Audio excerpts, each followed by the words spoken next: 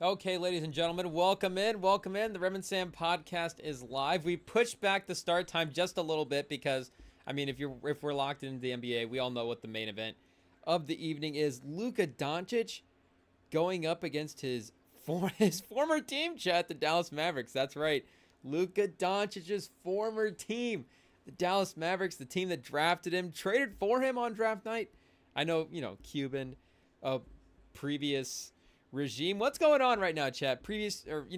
New administrations just walking in and just taking over and just cleaning up what the previous administration had left. And Mavs apparently did it too. They traded Luka Doncic. They just had to start fresh.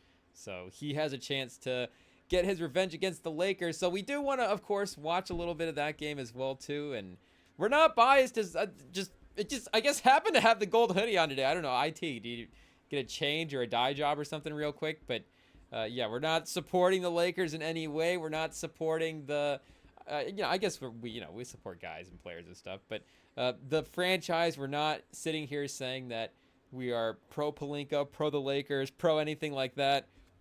We're just observing, just watching, and just gonna see what's gonna happen when Luka Doncic plays his team because he's just in time. He's just now starting, not just now starting to play well, but you get it. The first couple of games in LA, the numbers were down. He was a little pudgy, chat, kind of bouncing around. Some of the shots off the rim, not quite falling. And now, after that game against the Denver Nuggets, it really seems like he's got stuff locked back in. He was in full. And JJ Redick even said in the postgame after that win in Denver that he wanted Luka to have like what he had said was one like blackout episode in the game where Luka just goes like full sort of rage mode. And I mean, to be honest, like it's rage, but Luka kind of throws like a tantrum is really what it is, Chad. I mean, I feel like the mode of the guy just kind of the competitiveness in the moment, and some maybe especially like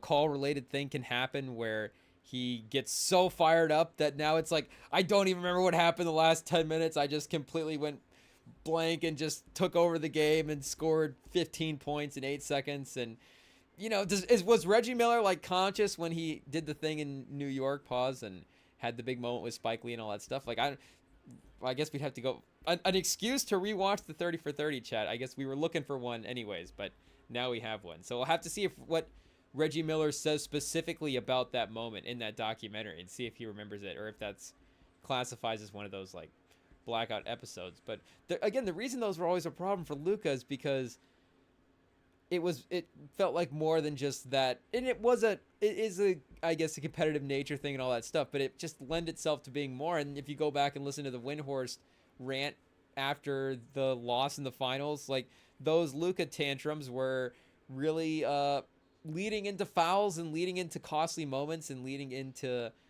the Mavs like getting themselves into detrimental spots against these teams in these high moments. And if you're playing well and you're destroying the Nuggets by 20 points and you're having those episodes, then yeah, I mean, obviously you want Luka to have the episode up 20 points because that means he put you up 20 points. It doesn't necessarily mean you want him to have the episode, but I get what, JJ Redick's going for. And JJ Redick, of course, is, you want the players to be themselves. It's like, hey, Luka, come over here to LA. You can throw a fit if you want to in LA. If you want to complain, and make no mistake, rich guys complaining in LA, chat, it makes sense. Luka may fit right in. It's just what it is. And JJ Redick is going to be promoting it. But it seems like, of course, he's working to get the best out of Luka Doncic. And we'll see what happens with him versus the Mavs tonight, chat. But NBA in full swing as of right now as well, too. We've got a pretty good slate going. And I feel like we haven't had a good night to just like sit back and focus on the hoops. Obviously, at this point in the year, chat, hoops on every night, but just there's, Super Bowls, post Super Bowls, trades and Grammys and albums and a lot of stuff to cipher through and listen to and just a lot to catch up on, chat. But now it's like, okay, we can actually focus on the games, chat. That's what we're here to do. That's what the whole point of this was, to sit down and watch games. And next thing you know, Kendrick starts dissing people, and I guess, I don't know what the whole timeline of ours to Kendrick was, but anyways, we get to watch the games tonight anyways with an A+ focus. And the Celtics Raptors was the first game to tip off on the slate, and that's the one that I've kind of fallen behind on as well too, because I mean, of course you figured the Celtics are going to win, but again, this 7 o'clock slate was looking pretty nice. The Cavs are currently working the Magic right now, so we were waiting for that game to finish up before we can move to the next TNT game,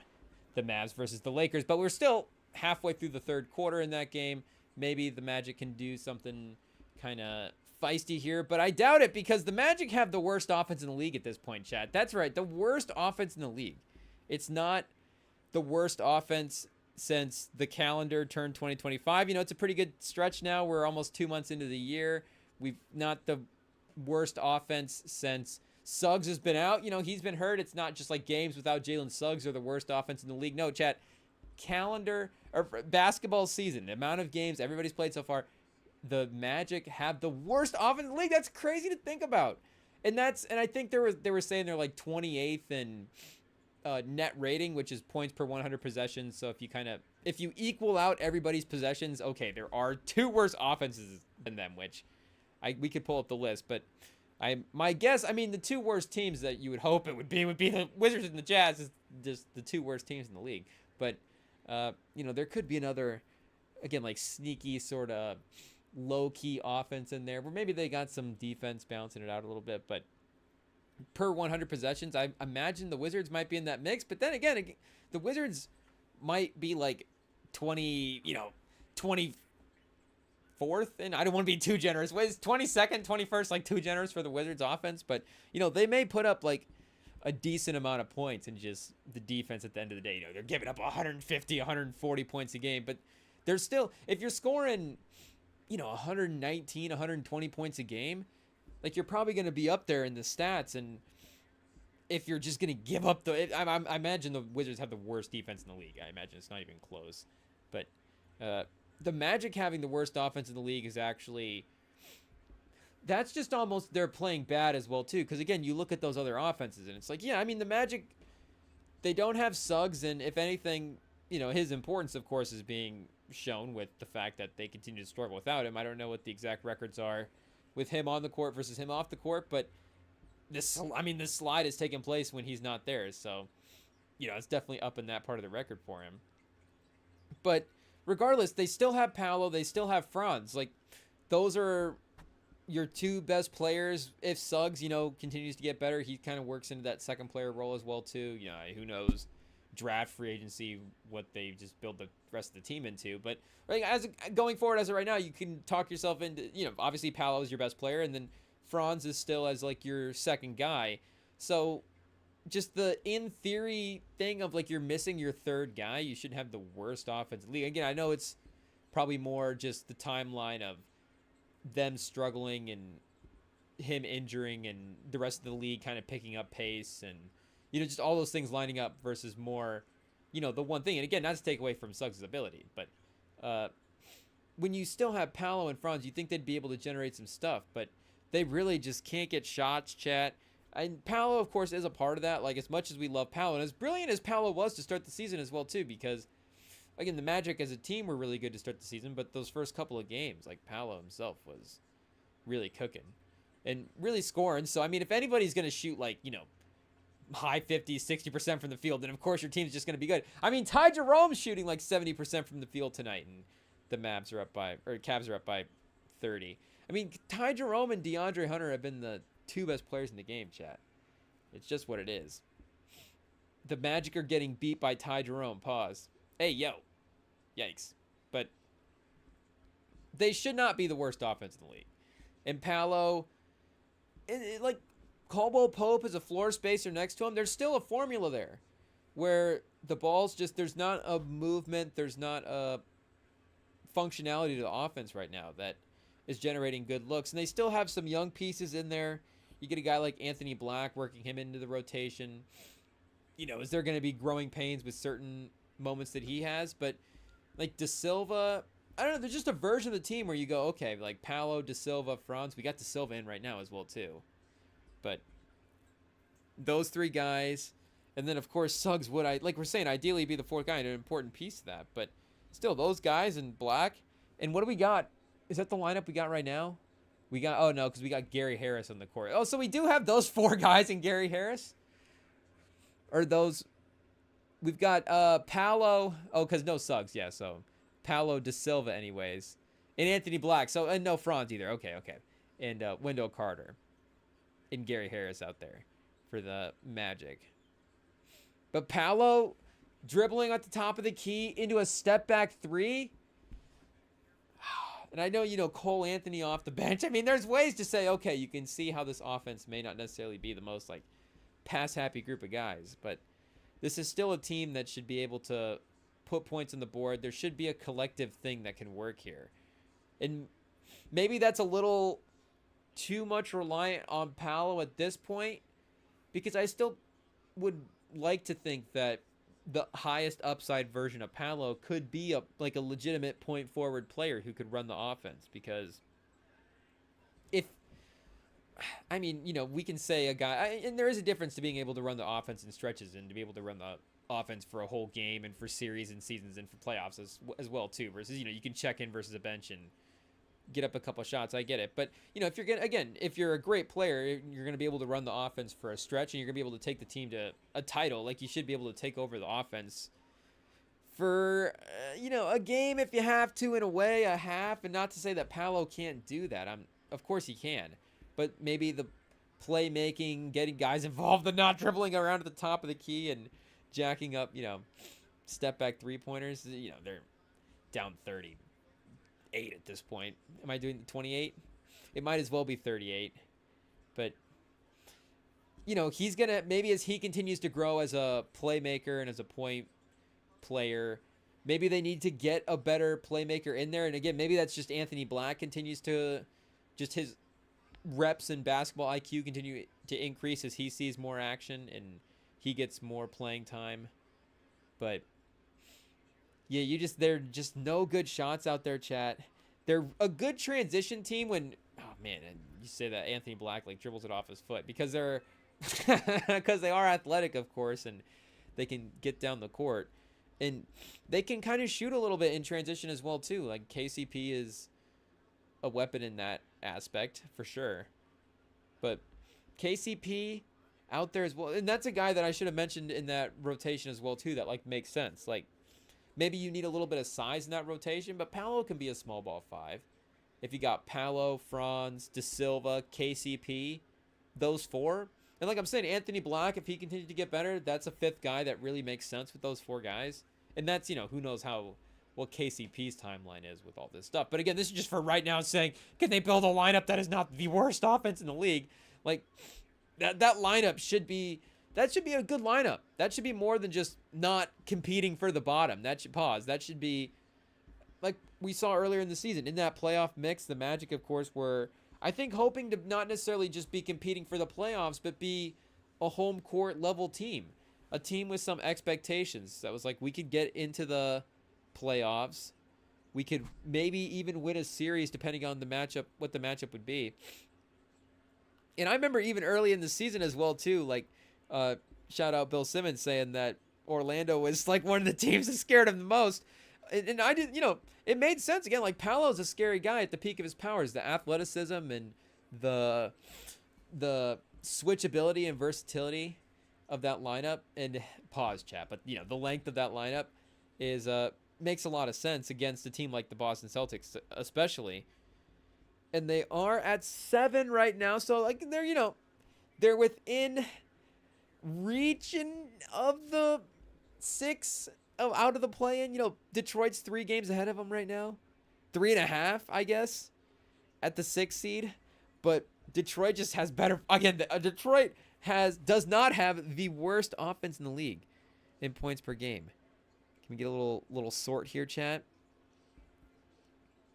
Yeah, Washington. Look at Washington, 108. They're not they're not doing too bad, but they're giving up 121. Chicago's giving up 120. The 120 club? Yikes. Those 2 teams. Utah, at 119. Utah's at 112, though. Portland at 109 points per game. The Pelicans at 110. Oh, yeah, and they're playing San Antonio right now. And speaking of dysfunctional offenses, chat, this is tough. This is why we kind of got stuck on this Bucks Rockets game as well too. So that has kind of turned into the A+ game, as well as that I guess shout out to Celtics. They officially now get the win against Boston, or against Toronto. Toronto always, I think, kind of a feisty team. Is it just, I don't know, Boston going to Canada? Maybe. Something about that chat just doesn't seem to quite line up. But Pritchard with 20 tonight. Man, just a great night for the bench guys, chat. Peyton Pritchard with 20. Ty Jerome's cooking right now. DeAndre Hunter. DeAndre Hunter's playing like this is his team. Like DeAndre Hunter got traded and he's like, they're like bringing in the star player. Like he's just, every shot goes up. Even if it's not like a catch and shoot situation, I mean, he'll create a look for himself, chat. Make no mistake. DeAndre Hunter is here to create points, or at least do his best. But it's working tonight. Ty Jerome, like we said, cannot be stopped. So they are on their way for that one. But Brown with 24. He looked good getting to the rim. Barrett always kind of he can have a feisty game against Boston for sure. Has a good pass against good, however you want to take that, against, the Celtics in New York. But I feel like there's a couple of 20-ish, 25-point game, couple of 20-point games. Is that the benchmark, chat? There's a couple of decent performances in there, I feel like. 50% from the field tonight for Toronto. 15% from 3. That is crazy. I don't know if I've seen that big. That's a pretty decent disparity, chat. Decent disparity? I don't know if there's been quite that big of a gap pause that I can remember. IT, write this down. This is something to remember, chat. Where were you at the night the Raptors shot 50% from the field and 15% from 3? It was I will definitely remember being on this couch, but 47% from Boston, 29% from 3, so not great 3-point shooting game in general. Boston, of course, doing what they can to barely get by. And they were cooking a little bit here out of the All-Star break in February. So, there was reminders here that it's like, yeah, maybe we shouldn't be like overly concerned, whatever. And Torrey Craig, wow, chat, the addition of Torrey Craig, that's a nice little move there. You can insert him right into the starting lineup with no Porzingis tonight. But with Porzingis in the lineup in some of these recent games, you really get a reminder of how deadly, that combination on the court can be. And I know, no Horford tonight as well, too. I know maybe he's not the same impact guy. How are you going to be able to rely on him through a playoff run? We'll just have to see, I guess. But he's still out there competing and giving you good minutes and still, above average player in the league. Still a guy that you still feel good about in your rotation. So, again, with neither of them tonight, still getting the win, maybe makes sense why they were not quite at full strength. But Porzingis is of course, Tatum is like the MVP, makes everything run, makes everything click. Again, he had 11 assists tonight, so plus 20 in the box score. He's in command of everything, even though, again, he was 3 for 12 from 3, and Jaylen Brown 0 for 5. Derek White, the one night he gets a good 3-point performance, like none of his other teammates are able to help him out. But Torrey Craig as well, too, 0 for 5. At least he was getting the looks in there his first game in, getting a couple shots up, getting some reps, getting worked in. Some Baylor Shireman minutes. You never know when you're going to need Baylor Shireman, so just in case, chat, just get some minutes now, I guess. J.D. Davison as well, too. So just really everybody, again, with some of the injuries and some of the resting minutes, I guess, as well. Really digging into the bench tonight. But when Porzingis is out there, yeah, it's like Boston is right back there for the top of the league. But then to go back to Cleveland with this Hunter trade, chat, it's hard not to look at them and go, pause. Hey, yo. It's, difficult not to look at them and think that they're not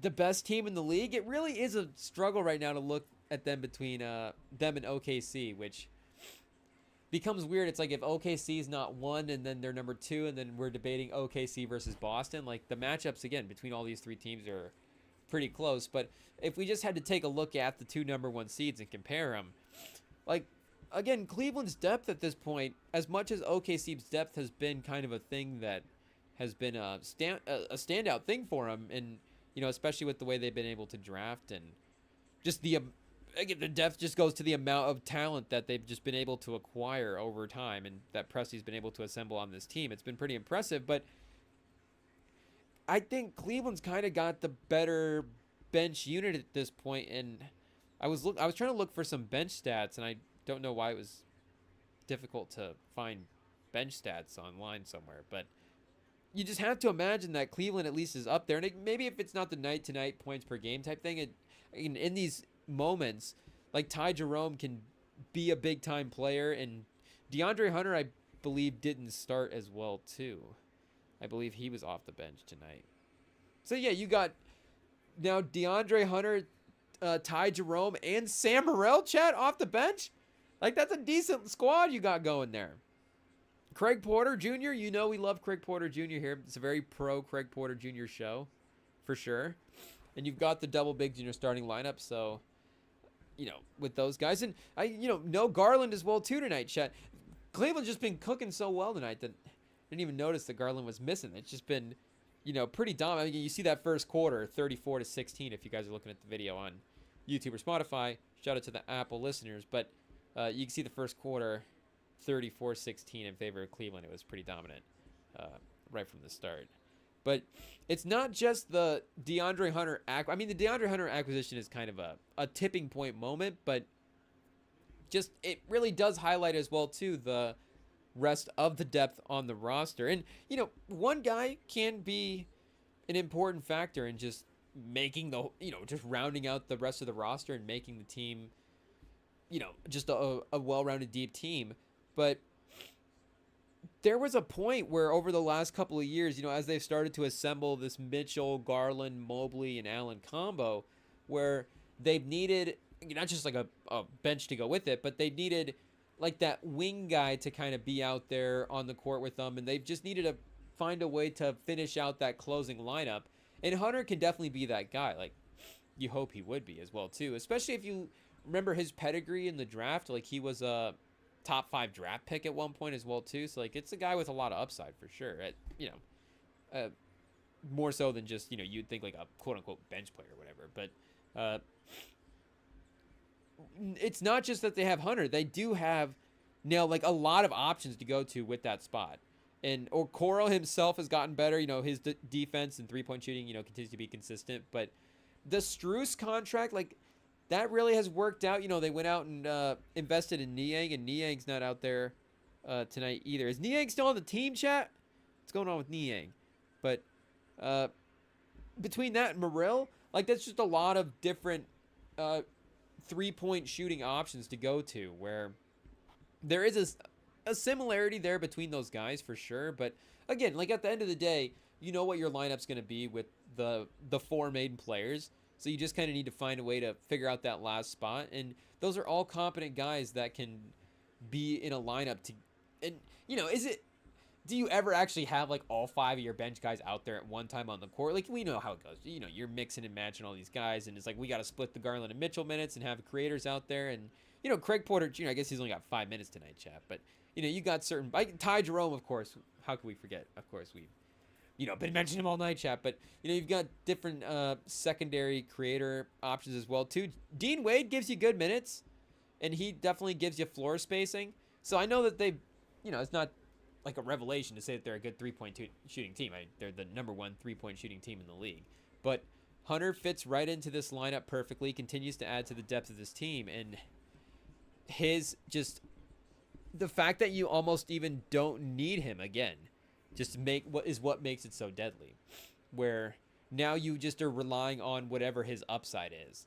And he even if he's not playing well offensively, like, he's still a valuable piece with the defensive stuff that he can provide, and the size, versatility matchups, and how he can help shift your lineups. Again, you're probably going to be playing with a lot of the 2 bigs ideally, as those are your some of your best players. But if you need to go Mobley to the 5, you've had, again, Dean Wade. There's like your other 4 guy you want to kind of bring in and or are we going to Coro at the 4, but now we can go Hunter at the 4. Now we have other options. Strus is back in the mix in those kind of lineups as well, too. Not that he was out of the mix, but, his value is now added in a different way. And I just love what Strus brings to this team. Again, when you're 5 for 7 for 3 points like he is tonight, it's going to be great. But he was great for Miami and had a lot of these impressive 3-point shooting performances in playoff games and throughout the regular season, and just a consistent force for him. So that can be the type of contract where, like Miami, they find these guys, they're bringing up these 2-way contracts, and they're of course developing these great teams, but there's a value that they're getting these guys at, where once they kind of go off into the world, chat, and they're making their $20-25 million a year, that's when it kind of becomes like, oh, well, the team of the good contracts. And they had them on the good contracts because they had to find these guys because, of course, they have already their big money players back, when they had Butler and Bam, and, Hero, of course, had his extension kicking in at some point there as well, too. And they did end up paying Duncan Robinson. That was the one guy that they ended up kind of committing to from that run. And, if you were like, I know they kind of signed Duncan Robinson maybe even before Strus kind of ascended. We'd have to go back and look at his box scores compared to Duncan Robinson's. But if you had to choose between one of those guys, I mean, Strus is, just a little bit more of a versatile player. And there's kind of a hustle aspect to Strus games as well, too. Chad, is that kind of a sketchy lineup? The Dean Wade, Max Strus, Ty Jerome, Sam Morril. Oh, chat. That's a real lineup. Who do we need to bring in to... Do we need to get Tyler Hero on the team, actually? Maybe that is the move. What other white American players can we bring in? Are we claiming all those guys? Ty Jerome, Sam Morril, Dean Wade? Ty Jerome, is Ty Jerome white? Are we sure, chat? I mean, he's playing well. 20 points a game right now. One of the best bench players in the league. I don't know if we're going to have to do the is that like when they submit a random test and when when Pat McAfee just like randomly makes a tackle that's crazy aggressive in a kickoff situation, then he has to just get like a drug test the next day back at his playing day. It's like, do we have to send Dean Wade to the old 23 or Ty Jerome, the old 23andMe after a game, chat? After he puts up like 17 points, like, oh, DNA test for Ty Jerome. Let's just see what's going on here. Maybe. What was I saw one the other day of some celebrity guy. It was, see, chat, I'm just a young kid. I don't know all these. I think it was the Aerosmith guy. See, the fact that I even said I think it's the Aerosmith guy, like, all the old heads just turned out right now. Turn the chat off. But what's his name? Steven Tyler? Oh, yikes, chat. Yikes. And I mean, Aerosmith is still like, I mean, those songs, Don't Stop Believin', chat. I mean, those songs are crazy, They're still ringing off in playlists and still heavy in the rotations as well today. Yeah, Steven Tyler, this is the guy. So I saw a clip of him like getting DNA test revealed, and they were telling him that he was like, 3% African American, and he's just very excited about it, Chad. So you love to see a guy learn about his heritage and embrace his past, and it's a great thing to see. So maybe I don't know if we run into a little Steven Tyler. Maybe there's like a Steven Tyler and Ty Jerome connection. I mean, the names, there's a couple of similar letters, chat. I don't know. Is Ty Jerome bump Aerosmith a lot? Do we need to get a little Spotify top 5? I feel like Ty Jerome's a cool kid, right? Ty Jerome, I mean, everybody's playing Kendrick right now, but I guess the real question is, Ty Jerome playing Drake, chat? That's the question. We know a couple of players posted. We saw what Jimmy Butler was posting about Drake's album. A couple others. Maybe Jimmy Butler was the best one. I don't know what the All-NBA, Drake fan team is at this point. Because, of course, we know LeBron was at the pop-out, so... And Steph, I think, the Bay Area, all that. Well, Steph, I think, has been pretty neutral, though, in the whole thing, right? And pretty neutral might be, like, an understatement. I think Steph has kind of been like, I don't want any part of this at all. But LeBron, I mean, I feel like if things really went down and Steph had to pick a team, I feel like Kendrick could definitely get LeBron, KD, and Steph. I mean, Kendrick could definitely get the best team assembled. If all else fails, and they had to take it to the court, which, let's be honest, chat, the problem is they can't actually do business together. Like, this is actually like a real rap beef, or not even a rap beef. Like, this is actually a real beef. I don't think there would be any, like, and you don't even want to call it fake business, but like their teams doing business for like a conjoined event for them to, get extra money on this whole thing. But if we had to take it to the court and play a Drake versus Kendrick basketball game, Kendrick's getting the guys, chat. It's just what it is. Again, like Jimmy Butler, I mean, he's in just a one-game situation. We saw what he could do in the finals. So you never know. And again, we'd have to go through and really confirm who else would be on Team Drake. And who is stepping up to the cause as well, too, chat. But DeRozan as well has kind of confirmed that he's Kendrick. He'll stand up for his hometown as well. Which, I mean, of course he would. So that's at least a starting level guy. And if the team really starts getting stacked and it's like DeRozan is now the sixth man on the bench, then Drake's definitely in trouble. Because, I mean, DeRozan probably would have been Drake's starting five regardless anyways. No disrespect to DeRozan. I mean, DeRozan, of course, is 28 points a game at his peak. Ty Jerome! Oh. Every time Ty Jerome misses, it's just shocking right now, chat. It's just every time.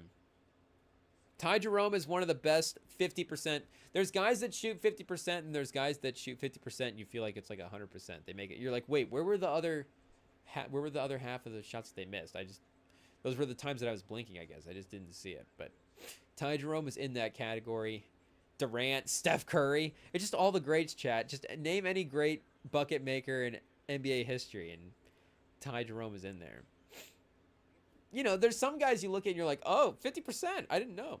But then you're like, wait, Kevin Durant's not shooting 78% from the field right now? Because it feels like when he plays the Spurs, it feels like that's what it was, chat. Some of those playoff series.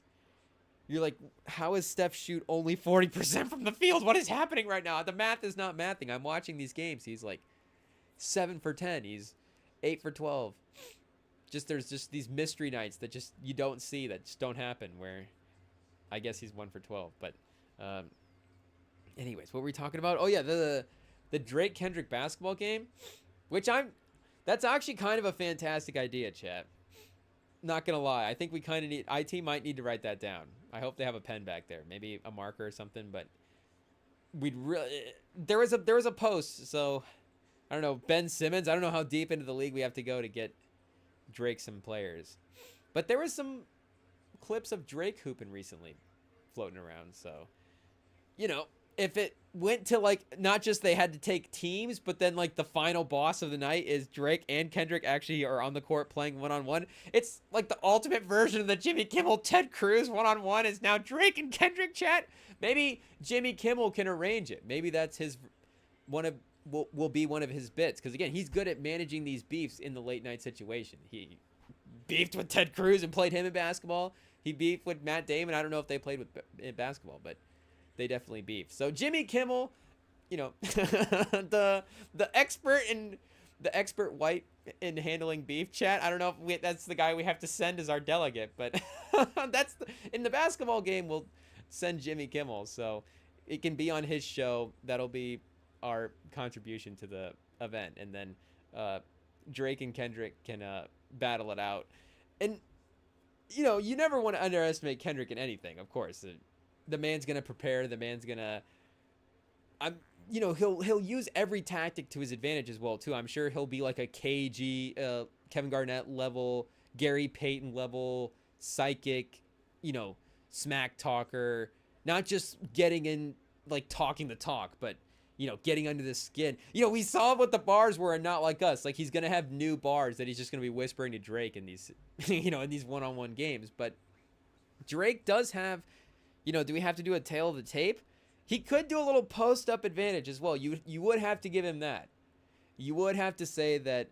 And Drake, he might just play more basketball. I don't know if it's like a push-up contest or Pilates. Like, Kendrick has a... It's going to sound like we're Drake fans now. But, Kendrick has a different, just a different workout setup. I'm just saying, it being objective, like, that would be an aspect that he would have an advantage in, chat. That just the Drake fans can take that one as a a talking point in the argument, because that's about where they're at right now with defending him. But, you know, the album has songs that, you know, are in the playlists, and a couple of songs that can be added into rotation for sure. But they're at the level where it's like, oh, you know what? I think Drake might be able to post up Kendrick and get him with the fadeaway, chat. Adrian Dantley from the sideline, he might be able to do it.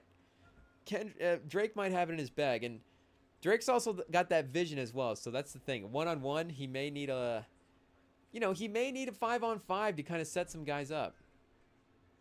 Oh, we've got Wade and Melo in a commercial. I mean, if this was this kind of celebrity game, it wouldn't even have to be current players.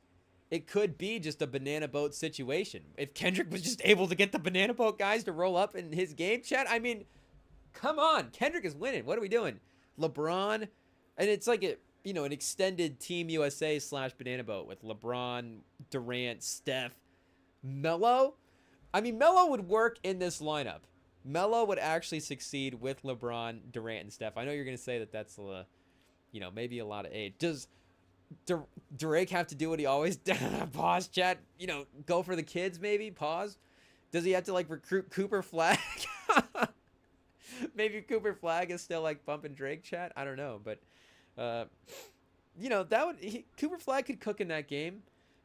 Anytime Melo gets switched onto Cooper Flag, that would be when you're really crossing your fingers with Melo's on the court. But, and again, chat, even though it's 2025 and even though we're a young guy, for us, Melo still means Carmelo Anthony. It does not mean LaMelo Ball. It doesn't mean we've never said Melo in reference to LaMelo Ball, and it doesn't mean that we don't respect that as his nickname. It just means that Melo, the default Melo is Carmelo Anthony. It's just what it is. So don't get confused. People are going to be like, why are you talking about LaMelo Ball playing in Team Kendrick? Maybe LeVar Ball is Team Drake at this point. LeVar Ball with 1 foot. Shout out to the legend. Hope he's going to recover well. And it seems like from the clips going around online that the man is still in good spirits. And seems like he'd still be willing to pull up to the game as well, too. And he would give him 70, chat.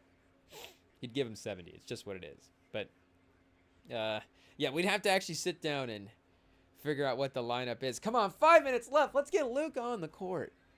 Let's get Luka out there. Let's get Rob Pelinka and Nico Harrison booth camera shots going. Are they going to be next to each other? I don't know what's going on. Pelinka was at one of the games the other night. Oh, Mavs Warriors. That's what it was. I think it's because the Warriors were retiring Iguodala's number, and Pelinka, remember, he was an NBA agent at one point, most famously Kobe Bryant's agent, but rest in peace, Kobe Bryant. He was also Andre Iguodala's agent at one point, so they were retiring Iguodala's jersey when they were playing the Mavs, and he was at that game just because of that retirement. But it was like, wait a second, are they actually this good of friends now? It's like, we're even better friends now that I have Luka Doncic. Now that Doncic is putting up 30 points. Like, that's the ultimate diss to winning a trade, is to show up to your opponent's games as your friend and be like, yeah, buddy, we're closer than ever. Relationship never been stronger. And not that Davis didn't play well when he was on the court. But, again, the problem is, at the end of the day, chat, as much as you want to defend Davis as a player, which is all that we were doing, is like, hey, remember how great of a player Anthony Davis is. It's still hard to defend the trade itself, and a big reason of that, not even for the basketball skill of it, but just for the health skill of it as well too. The health skill of it, chat, but the health aspect of it, where as much as Luka may be unreliable in some of the conditioning stuff, it didn't. A little bit this year, it started to kind of creep into maybe some of the injury stuff, but it hadn't really done that yet. Which, as he gets, a little bit, he's not even getting really older yet. He's going to be, 26? So hopefully he's not getting older, chat. He's almost not that far off from us at this point, chat. We're all the same age as these guys. These guys are entering their prime, and it's like, oh, geez, we got to get off the ground here. But, as he gets a quote-unquote older in the NBA, maybe those injuries do start to relate into those type of things, because Harden is a, kind of a comp in not just, I guess, the play style for Luka, but is there a correlation, I guess, to tubby kids, just high usage and body fat percentage? I don't know if we need to do a full-on investigation in a study, chat, but at least between Luka and Harden, there is a correlation as well. But with Harden, for a long stretch in his career, he was very, very durable. And even still now, like, Harden is almost out there every night. Harden's probably been one of the more durable guys in the league, to be honest. And maybe we need to, of course, fact check. It's always James Harden, so you got to double check. But a lot of the games where he should be out there as well, too, he is, which is just as important. At this point in the NBA as well, where it's hit or miss on whether these guys are out there. But yeah, he's played 54 games up until this point, chat. 39% from the field, though. So make no mistake. He's jogging around out there, casually putting up some shots. It's like, hey, it's probably a little bit easier for Harden to put up the 54 games played at this point in the season. But, again, he's still at least getting out there and still playing. And for a large portion of the year, where are we at? Like, did I click on last year? That makes sense. I was like, okay, we're not 60 games into the season yet. We're not that far. We are probably, well, I guess, we are that far. I was 70 games, though. Time flies when you're having fun, chat. It is what it is. Shea at 56. Look at that. Harden's right up at the top of the league. Jaden McDaniels and Nickeil Alexander-Walker at 59. And then where was Harden at with 54, right, chat? Somewhere in this range.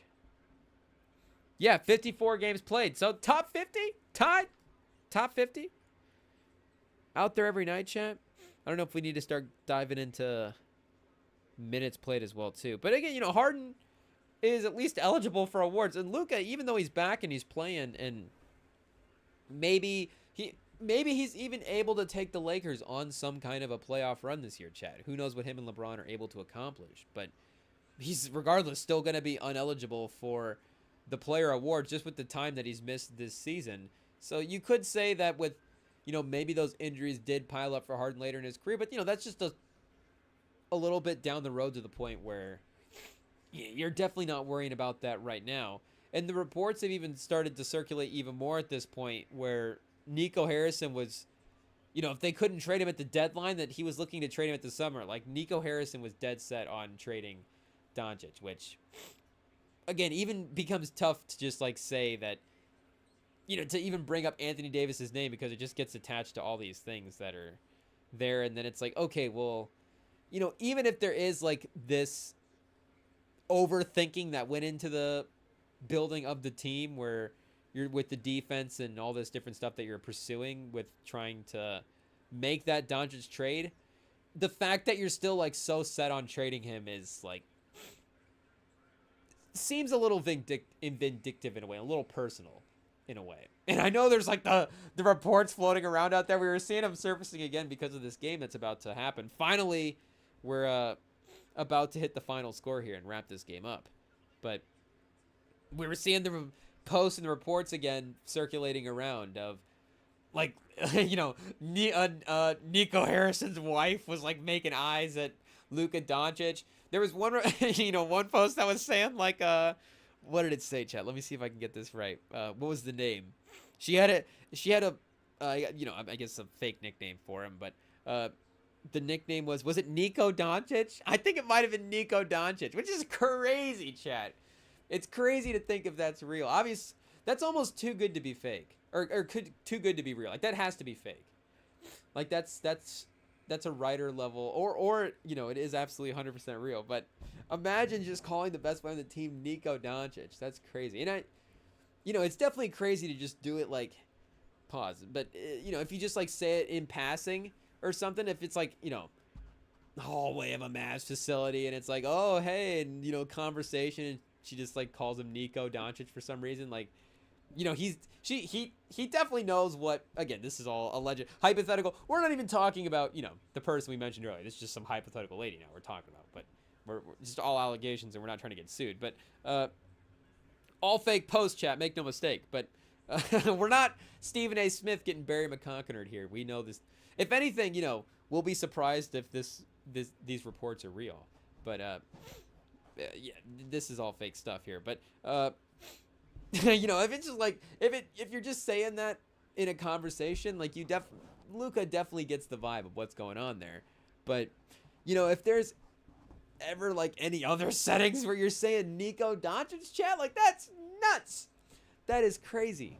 So if that's the case, if you're Nico Harrison and you ever overhear a Nico Doncic being dropped, like, make no mistake, I might even, fire up the old trade machine at that point. I don't know if, I'd ever actually, you never know. You can't put yourself in the guy's shoes. You have to actually be in that situation and hear those things, chat, and then say, like, would you actually make the trade? But to be honest, like, those are, like, the only possible things that, from the Nico Harrison side of things anyways, that you would defend. Again, you could defend individual players' abilities and things like that, but team mindsets, team buildings, and all those things, they all can be separated, and I think players can be judged accordingly. And again, even Davis, like, how much can you even blame a guy for getting hurt? Like, we'll go to the levels to defend Anthony Davis. Make no mistake, chat. We will do it. I didn't know that we were going to be, such heavy Anthony Davis defenders, but I'm down to do it, chat. Anthony Davis, legendary athlete. I'm not even saying that, I'm not like saying lock it in that they're going to be competing for titles with Anthony Davis. It's like, he's a great player. You could still definitely build a title team with Anthony Davis, and I don't think that can be forgotten, how great that he can play as of right now. But all that being put aside, chat, the game is about to be underway here, I imagine. Of course, the tip-off was 10 Eastern, but I imagine, we may be 25 or so minutes from the actual tip of that game. We'll actually have to see what ends up happening here. But all that being put aside, chat, Luka Doncic has a chance to get his revenge on the Dallas Mavericks tonight, even if they're not fully healthy. But oh no, the Pelicans have closed the gap on the Spurs, chat. You hate to see it.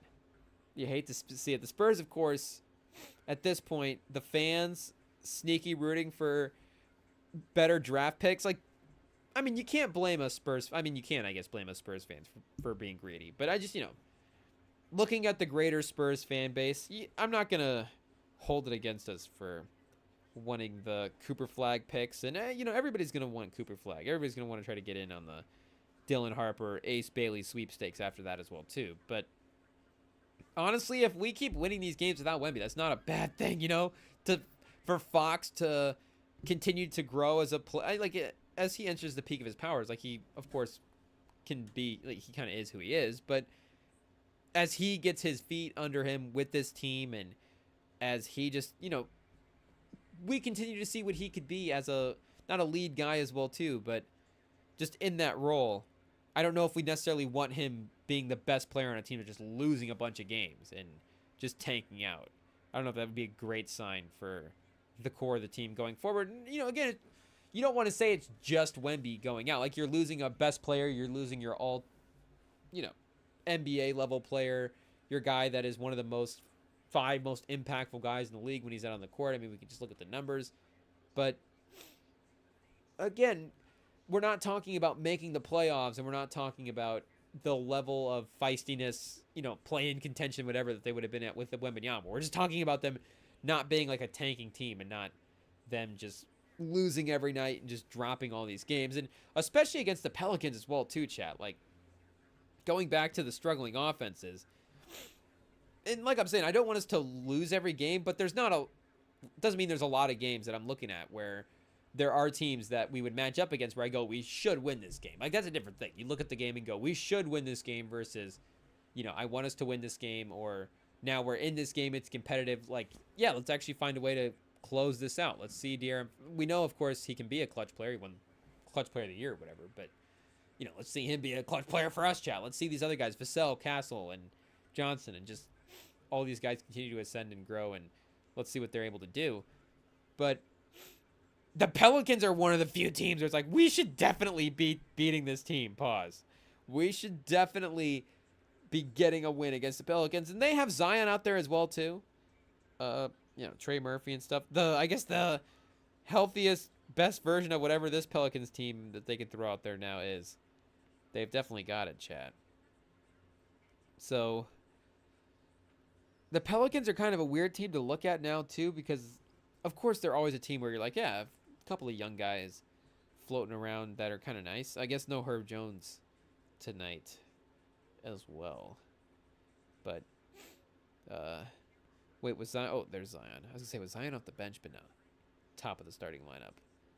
And Zion as well. I know the ship has kind of sailed for Zion being a lead guy for a while, but there can kind of be a dynamic where, okay, he might not be able to elevate, a bad franchise up into the 50-win margin. And, how many guys are actually able to do that? Where it's like the levels of good player, and then as we, continue to go up in good player, just the smaller and smaller levels you climb, where it's like, yeah, you put a guy with other good players, that team's going to be a good team. You put a guy with other decent players, it's like, yeah, Luka with the Mavs last year, and Luka, he's younger, of course, he's continued to get better. We're not saying he's at, that's the peak version of Luka that was last season, but just, a guy at that level of play where he can be a great player and he can go on a run that can definitely carry a team, and, maybe a little matchup dependent as well, too. Like, you get a little favorable with some of the teams that you're playing against. Like, there's a little bit of variance in the upsides. Like, can Zion be maybe, again, not the guy that carries like a middling team to 50 wins, but could he still be a guy that if you have him in the second best role and maybe that team's not like the most stacked team, could he ascend and now, new vibes, better system, better, maybe he cleans up some of his own stuff as well too, but, just better all around stuff, and maybe he's in a better spot to be putting up these dynamic performances. But you watch him tonight, chat, and you watch him this year as well too, and there's just a feel for the game that's been kind of lost, and he is maybe playing a little bit differently as well. I know, when he was at the peak of his powers, it's him down the court and him getting to the rim and being explosive and just overpowering his opponents. But there's Luka pregame chat dancing around, talking the talk to the Mavs team. Like, Luka's definitely the type of guy where you could see him, like, definitely getting along with everybody in the locker room, but as soon as he leaves, he definitely, he's like, yeah, I don't need to talk to the rest of these guys. Like, does he have any, and, we don't need to underestimate the relationships that he built on the Mavs, but do we think he have any lifelong friends in the Mavs? Do we think him and Spencer Dinwiddie are going to be, like, getting dinners 15 years from now? Maybe that's like the one guy where it's like, yeah, Spencer Dinwiddie's like my brother, He's like best man at my wedding. Who knows what these guys' actual friendships are? But yeah, there was like a post up at one point for Zion early in the game where he had Barnes on him, and just, Barnes is a good defender. Barnes is a solid guy. Matchup for Zion. It's not a terrible mismatch, but it's still like, okay, Zion, kind of get to work here. You should, with your physical capability, be able to take this guy. And they did send the double, so it's like, okay, if you're going to play make at that point, that makes sense. But no, actually on that one, the one that I'm thinking of, they didn't send the double, and he just kind of passed out of that one. And that one was even more egregious because he didn't even really try to work Barnes in any way. Pause. It wasn't even like a, two kind of weak moves and I failed, and it's like, oh, Zion, those are just weak moves. They were weak moves, but it wasn't even really, much of an attempt. It was just kind of a dribble to just be there and then just pass right away after that. So again, maybe that all goes to the motivation and change the scenery, and if he gets into a new spot, just his new mindset will make him that player that he once was. But maybe there's a usage thing as well too. I don't know if it's just he's trying to play this way because he can't play the old way, or if just the way that they're using him and trying to get him into some of this stuff is growing pains and he just needs to get better at that stuff, or they need to go back to the old way. But there does need to be, we need to fire that game back up as well too, and continue to watch. Maybe it's not like Zion's unfortunately putting on a performance tonight. He's 5 for 11, 12 points, but maybe he's at least trying on the shot chart to get downhill in a different kind of way. But he's obviously not Giannis, but just that start at the top of the key and you're just going to be dribbling full head of steam at the rim and nobody's going to be able to stop it. And not only is Zion super powerful, but he's also got this insane leaping ability where he would just be able to jump over any guy, even if he was a guard. You know, he's got the power of a guy, like we were saying, like Giannis, but he's also going to jump over you like he's Ja. Just, you know, that crazy peak version of Zion. But the post-up Zion's not working, chat. Zion, get out of the post. We want everybody in the post nowadays. Not Zion. Zion, get back to dribbling at the top and doing well. And there is like a Zion sort of working out of the top of the key and from, you know, those mid-range areas that is effective. But it's not who he is as a guy. And maybe it, again, is who he needs to become. But it's an interesting new phase to Zion's career. Because, again, I always had that kind of upside to him where even if he's not that ceiling or that floor raiser, however you want to phrase it in a different way, if you put him on a team with another, you know, decent player, I don't even want to say, you know, of course you put anybody with a great player, you know, if he goes to the Mavs with Luka, or he goes to the Suns and he's playing with Durant and Booker, or he goes to Miami and he's playing with Butler and Bam, like, yeah, maybe that is... that, you know, any guy you put with those type of guys is going to be better. Unless you're Bradley Beal, chat, then it's not going to work out. But, you know, I would always maybe even have hoped, like, if Zion goes to, say, Miami now and plays with a guy like Bam, where, you know, you look at Bam kind of the same way and think, ooh, do we think Bam could be a number one on the title team? So you got kind of two sort of number twos in the mix there, but two really solid players. And then maybe in that setting, you go, oh, look at Zion is emerging again as that number one guy. And, oh, we got that steal and we got that franchise guy. Like, I still would have held out some kind of hope for him in that way. But watching him just, you know, recently and this year and just that upside even is, I don't even know where you put it at this point because, pause, hey, yo, chat. I don't even know what you do with Zion's upside at this point because if he's not your number two in that kind, like, can he be your number three? Like, I don't know if Zion's bringing sort of the hustle, defense, reboundy type things that you would need if you're not going to be, you know, a first or second shot maker. And if he's not in that role, then does that mean now Zion's like off the bench in like a 6-man role? Which, to be honest, I kind of think from watching Zion, like, that's honestly where he might be most useful next season. And that sounds crazy, chat, because again, like, you, and I'm not even, again, wiping out all the hope that Zion doesn't get to some of that high upside. I guess I still even have like 2%. 2% is a lot. You know, a half, a third, a percent of Ben Simmons might still be like a double-digit point scorer in the NBA at some point and have a game in a playoff series where he's able to impact stuff. Like, I still think that Ben Simmons might have a moment. Like, I still could be delusional about all these guys and talk myself into, you know, seeing the best in any player. So I would still be delusional that Zion could get back into that stage. But it's like, in order to get him back there, I don't know if we could be bringing him in that high upside way. We would just have to hope that it would click and just keep that in the back of our minds as a reason that, you know, it would be, again, if we're looking at bringing in 6 men and bench guys and guys to build out the depth of the team, it would be a reason to bring in Zion over those other guys that, again, maybe he gets back to that upside. But I wouldn't be looking at Zion as much as it pains me to say it, chat, as that type of, ooh, I can't even finish the sentence. Now I'm like Stephen A out here, like, Zion, you know, we're now selling all the stock on Zion Williamson, blah, blah, blah. But I'm just like, you know, trying to be realistic about if we're sitting in a front office, you know, if this couch was apparently just in the front office of one of these teams and we were, you know, you got to keep tabs on all these guys. We're looking at possible moves. We're always trying to think about what the best possible team is to win the title and what the best moves we could be making. Like, you're just always thinking about what's possible. You're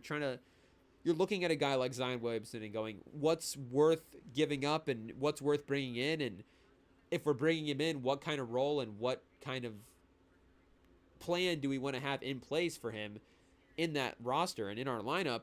And I'm just saying, like, if I'm running a team, that's kind of what I'm thinking. I'm like, are we bringing in Zion as like a, you know, the highest upside version of And we're not like bringing him in, telling him he's going to be off the bench. But again, maybe in that kind of heat checky offensive-y type role. It'd be tough. And like, what teams? That's not even what teams would want Zion. Like, I'm sure there's a deal out there for Zion. I'm not, like I'm saying, I'm not even saying I would sit on this couch in the front office and say that I'm taking Zion off the board. But I'm not in the tier of players being like Zion is going to be, our Jamal Murray, or for the Nuggets, maybe even like a Michael Porter Jr. I guess maybe if he's in like an Aaron Gordon role, like that would be interesting, because that dunker spot is an important spot that we can see work nowadays if you have the spacing and the playmaking right in that lineup. So maybe, chat, I know the trade deadline passed, and I know it's going to be a while before these teams are actually able to make moves. But look at that. Google still knows. Microsoft's going to get really mad that we just called their browser Google. But it is what it is. Branding! Google's got it on lock. But we need to check this out real quick. Zion Williamson for Aaron Gordon. I'm sure we floated this one out at some point. And I'm sure that this one has...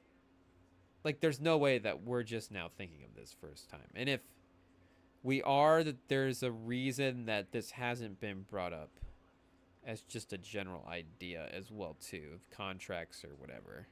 Because I think Gordon might be in the 20 million range.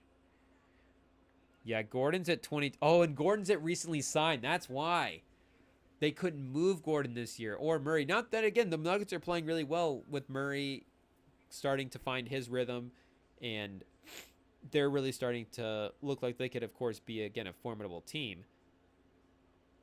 But if we did get to the offseason and they were a little bit looking to make some moves, so we'd need to go 13, chat. I guess we could have just done the math from the trade. But that means it's going to have to be like a Gordon, Zeke Naji, Westbrook contract. Oh, because it's going to be locking us in for the offseason for this upcoming summer. Day'Ron Holmes in the trade. Unfortunately, Holmes like tore his knee up or something in the offseason. I forget exactly what his injury was, but had some kind of tear, and they lost him for the season before they were able to get him. He would have been a good player for him this year. I have a lot of Holmes stock in the draft, so really unfortunate that they're missing out, because you see like Struthers played some good ball for him, and of course Braun as well too. So they're able to bring the young guys along in a nice way. I'm sure they would have done the same for Holmes, who of course is a little bit older as well, in that Strother range, 22. But would they have to re-sign Braun? So maybe like a Braun sign-in trade or something? Maybe we just put this in, pause, and see if it goes. Ooh, $5 million. This may be like a bring in a third team. Unfortunately, the Sarge contract may not apply. What's it gonna say? Aaron Gordon, yeah, he can be traded in April. The team cannot trade Sarge since he has a player option. Oh, okay. So if Sarge just, for some reason, really wanted to go to New Orleans, he could opt into his player option and get traded for Zion Williamson with Zeke Naji and Aaron Gordon. But, this is kind of a hefty little trade here. Like, not the Sarge part of it, I guess, but if you're, whatever you're finding in to bring the contracts. So, unfortunately, that contract with their apron situations is probably not going to clear the cap space for them to be able, just like them getting Sarge's contract off the books. And I guess we don't really need to sit here all night and try to figure out this specific trade exactly. But, of course, if there is that where Zion is at right now? Oh, man, we got a big alert here for the Nuggets on the trade machine. Disastrous. Oh, they just would need to sign a player. Yeah, second apron, chat's killer. We got to be very precise with these contracts. We can't cheat the system whatsoever. Oh, man, it's going to be a heavy trade. Michael Porter and Aaron Gordon. Where do we get Herb Jones back as well, too? And then Hawkins, I don't know. Really make it a blockbuster move. Okay, just for the fun of it, because, for the entertainment value, let's just see what the hypothetical monster trade would be. That's why you show up to the Rem and Sam pod, because we're willing to at least show you the trades that may never happen, but could be super fun. It's like, would the Nuggets ever in any world trade Aaron Gordon and Michael Porter Jr. in a package for Zion Williamson? No, probably not. But I don't know. Maybe there is just some version of the move that would be interesting to think about. You never know. You never know. So they could bring in 11 more million. Bring in DeJounte Murray. Is that too much now for the Pelicans to give up? CJ McCollum and Zion, those contracts alone would get you there. But McCollum's probably not going to swing the deal for you. And unfortunately, Hawkins, they would have to re-sign him as well, too. So they wouldn't be able to make this move. We would need the contract situations to simmer down a little bit and settle out a little bit in the offseason. Or we would just need to, really go through and figure out what the contract situations would be. But yeah, you could throw, I guess, like Olynyk in for the money. But then you might be even bringing in too much money back the other way. But then, yeah. But then Olynyk is not going to be a third player that's going to up this deal well enough. Yeah, see, the trade machine doesn't even like this move. -2 wins. This is not good. This deal is just bad all the way around, chat. But Zion Williamson officially now he needs to play with Jokic to revive his career territory. Jokic might be the only guy worth saving. Because I know the rumors of him going to San Antonio, or not necessarily rumors, but the hypothetical conversations of him and Wemby being paired up, what that could look like. And it was fun, and I definitely was batting that idea around and thinking about what that duo would be and what a potential trade could look like for Zion if the Spurs wanted to make that move. But at the end of the day, it's just too risky, chat. It's just what it is. It's unfortunate to say, but at this point, it's just too risky. So, speaking of risky, I guess Nico Harrison thought Doncic a little risky. Had to make the trade. So Doncic has the advantage of going up against the Mavs on his new home court that will be playing in LA. So that's good for him. And this will be Doncic's chance to have his first good game in LA as well too, because at the end of the day, you'll take good games wherever they're at. But just for that Lakers fandom sort of thing of it all, they haven't, I guess, seen him play well in the home court in that purple and gold, just that final piece of it all. So Max Christie as well too. I guess the Max Christie revenge game. It's not just Luka Doncic that has something to prove tonight. It's Max Christie because, if we look at the numbers since the trade, chat, Max Christie's been the better player. I think he scored more points per game since the trade anyways. So, impact, all that stuff. I don't think it's really still even been close, but LeBron with the early fadeaway. Oh, chat. He's locked in. It's been a season for LeBron. He passed Michael Jordan recently in most points for a guy 40 or more, which I honestly didn't even realize that MJ was playing when he was 40. I thought that, and that's just I guess us being dumb, but I thought he was out when he was 38, 39. But it would have just been I think, whoa, so close, chat. Michael Finley, Michael Jordan, almost. Maybe were there moments when people wanted Michael Finley to be Michael Jordan? We'd have to go back and look at the whole timeline. Was he one of those guys that was supposed to be the next MJ? Oh, see, that's what it is. Okay, chat. So it has his final basketball season here listed as 39 years old, but he would have probably, turned 40 within this season and then played games at 40 years old in that final season. But their birthday measurement is a February something day. So his birthday is February 17th. So I think the day that they have listed on here for the year cutoff, they just say your age on February 2nd of that year apparently is just your age for that basketball season. So MJ turns 40 2 weeks after that, but for that basketball season he just gets to go down as a 39-year-old. So luckily for MJ, I guess a little bit of credit. But do you want the credit as playing as a 40-year-old? I think looking back retroactively, he probably did. Oh, Luka wanted a foul there, and they called it really late. Definitely a foul, but PJ Washington was at half court dribbling on the fast break. Tough break for the Mavs. I guess, it was PJ Washington that hacked him as well, too, so it's all good, I guess. He didn't deserve it. Didn't deserve that fast break opportunity. Should have been a foul anyways. But he would have played. So the 53 game mark. And his second game as a 40-year-old against the Nets. Look at that. 43 points to celebrate the 40-point performance.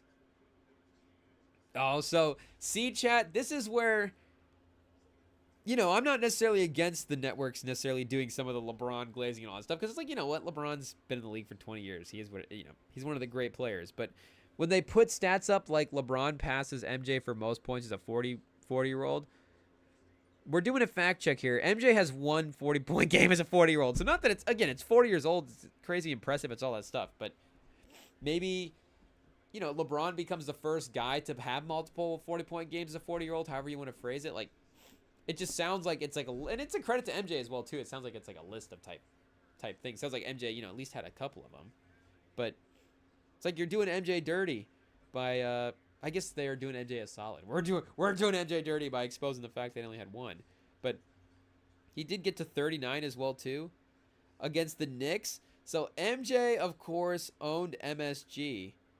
But I guess he just liked going up against the Knicks teams in general. I guess, or the New York teams. They played this one in Washington. In Washington, the East Coast is all New York up there, right? So DC is all kind of, I guess, we can't speak too much on the geography of the East Coast, not our expertise, but it's all kind of wrapped in there, I think. All pretty close. There's got to be one highway that just runs through there. Oh, LeBron's guiding on the rebound. He's out of bounds on the tip. This Lakers-Mavs thing is going to get out of hand quick, chat. So I know we were going to watch, the full game, but then we were like, well, we could probably watch a full game's worth and do second half and first half.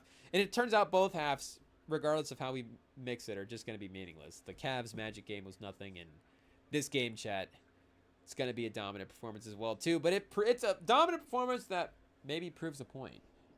Maybe we get Klay Thompson cooking tonight, but Kessler Edwards is out there already. I mean, the Mavs, it's not just, I guess, the Davis injury as well that they're dealing with. It's all the injuries from the bigs. Like, if they had Lively and Gafford, it would actually be pretty interesting because, and, obviously Davis would be the most interesting because it'd be like, how do you, Davis literally, like, attacking the space that he left. It'd be a weird trade, chat. Because a lot of times as well, too, you would try to get maybe even some replacement for them in the trade. And I guess they tried to do that with getting Mark Williams in from the Hornets.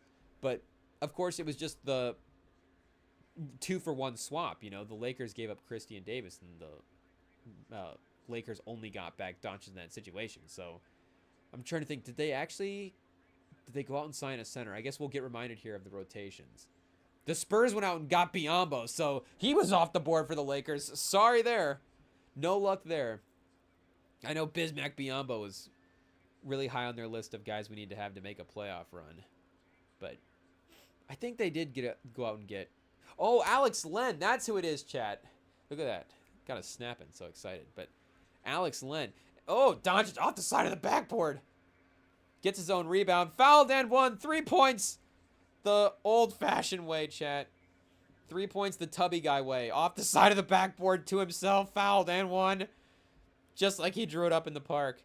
But Alex Len has some moments where he looks decent. He's an athletic guy, chat. So you put an athletic guy with LeBron and Luka. I mean, he's going to get some open looks right into the basket. He's going to have some moments where you're like, Alex Len could have had a better career.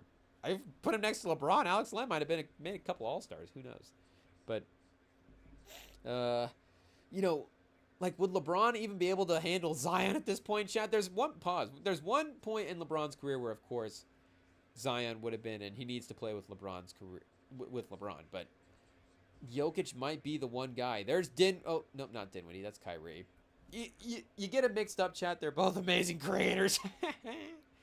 Oh, Kyrie again in LeBron's face. Pause. Mavs storm back and take the lead. Kyrie, it's like a new testing 1 2. Are we back? Oh, there we are. It's like a new look for Kyrie tonight. Little clean shaven. It looks like the fade's a little bit different as well too, chat. I don't know if we need to get IT on some old Kyrie pictures here as of late, but it's looking like he's hit the barber shop up in the neighborhood as of late. Oh, Luka, chat. Uh-oh. If Kyrie is up for the task, we may be in for a game. They're going to need Clay as well, too. They're going to need the team here, but... Oh, Kyrie on Reeves. Uh-oh. That was a little bit of a brick. He gets it back. Oh, he bricked it again. Yikes. So maybe they don't get a Kyrie tonight. A Kyrie going back and forth with Luka. Proving a point. The Mavs fans, he's like, I got the Mavs fans back. I can still give them 40 whenever they need. Luka, though, right in the face of the Mavs defender. The Lakers fan have his back. Where's Nico Harrison at? I think we just need to follow Doncic's eyes. He's probably staring him right down. Oh, chat. PJ Washington. First in practice, but now it's real life. Now it means something. Now it translates to real wins and losses. Oh, man. Oh, man. This could be a painful night for the Mavs fans. This will either be that or a historic night for Kyrie, one or the other. We will see what happens. But we got a quick timeout here for this game. So let's take a quick break. And then, oh, boy, chat. Drama when we get back. This game is just now heating up.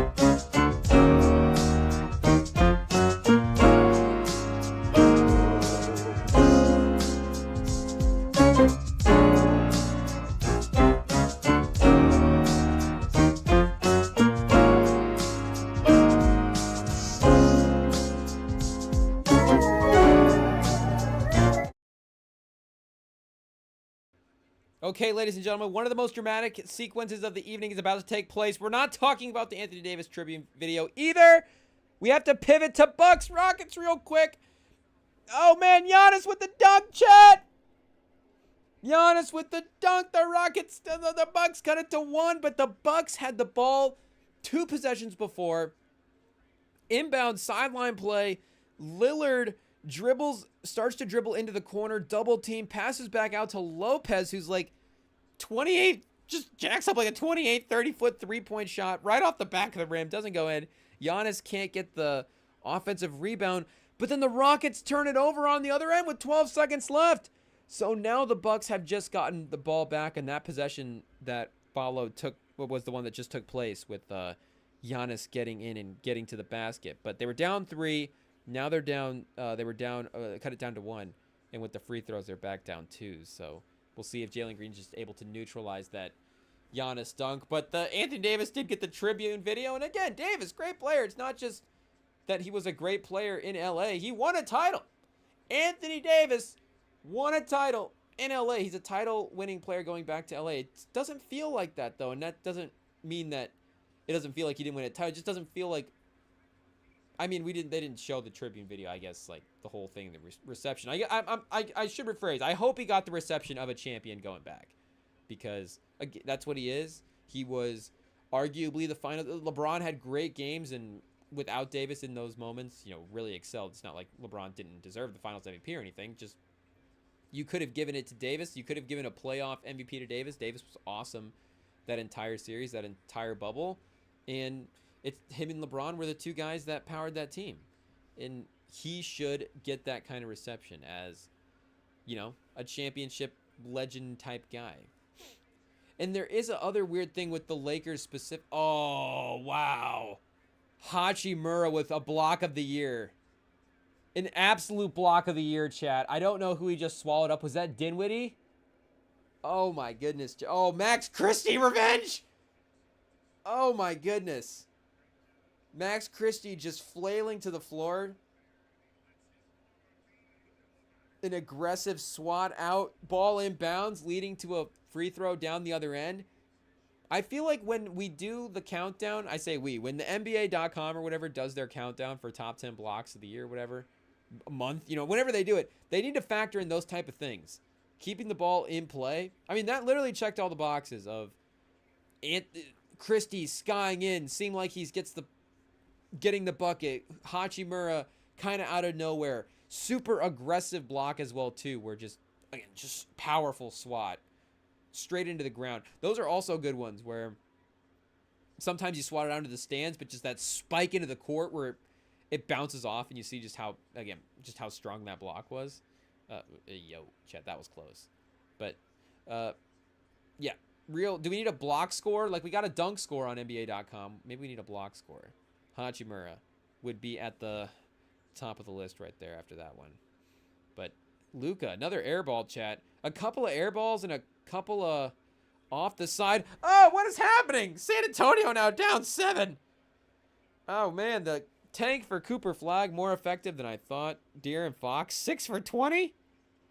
Sohan tonight, 6 for 11, minus 17. Yikes. We're only down 7. Sohan is apparently killing us, chat. But he's unaliving us? I don't know what the right way to say it is now, but Doncic, what is he for 3? Let's see. Oh, excuse me, chat. 1 for 4. Yeah, and all 3 of those misses are not too good. Doncic with some nervous misses. But he's had the momentum swinging plays as well too. The great moments. He's going to have those. So obviously we're not saying that we're worried or anything like that. Oh, chat, we're not paying attention. Again, Bucks, Rockets, down to the wire. Dramatic ending. How are we forgetting about this? The Doncic storyline, so captivating. Jump ball with 3.7 seconds left? Giannis and Sengun, what is happening, chat? Every time I look over, it's like, wait a second. What did I just miss? How did they even have time to get into this setup? What happened? Lillard! Oh, he taps it right to Lillard for 3! Ah! Chat, Lillard missed it off the back of the rim. Pause. Hey, yo. Lillard had a look. Lillard, man. Crazy. a lot of the year candidates. I don't know if we're just being dramatic here off the top or whatever, chat, but the block, the sequence here to end the game, fantastic finish of the year. Pause. Hey, yo. But it'll be a candidate for that. Sam will enjoy this one on the YouTube in a little bit. That's for sure. This will be a chaotic one for him to watch later. But Lillard got the tap back on the... I mean, Giannis, they played that literally perfect. Giannis with the forward tap right ahead to Lillard for 3. Was able to even get a dribble down, get Tari Eason flying by on the pump fake. And Lillard, is that the official sign that Dame time, chat? It's not the same. Lillard hits that shot, I don't even want to say in Portland, but 2 years ago, a year ago, I feel like he makes that shot. That was a good look for Lillard.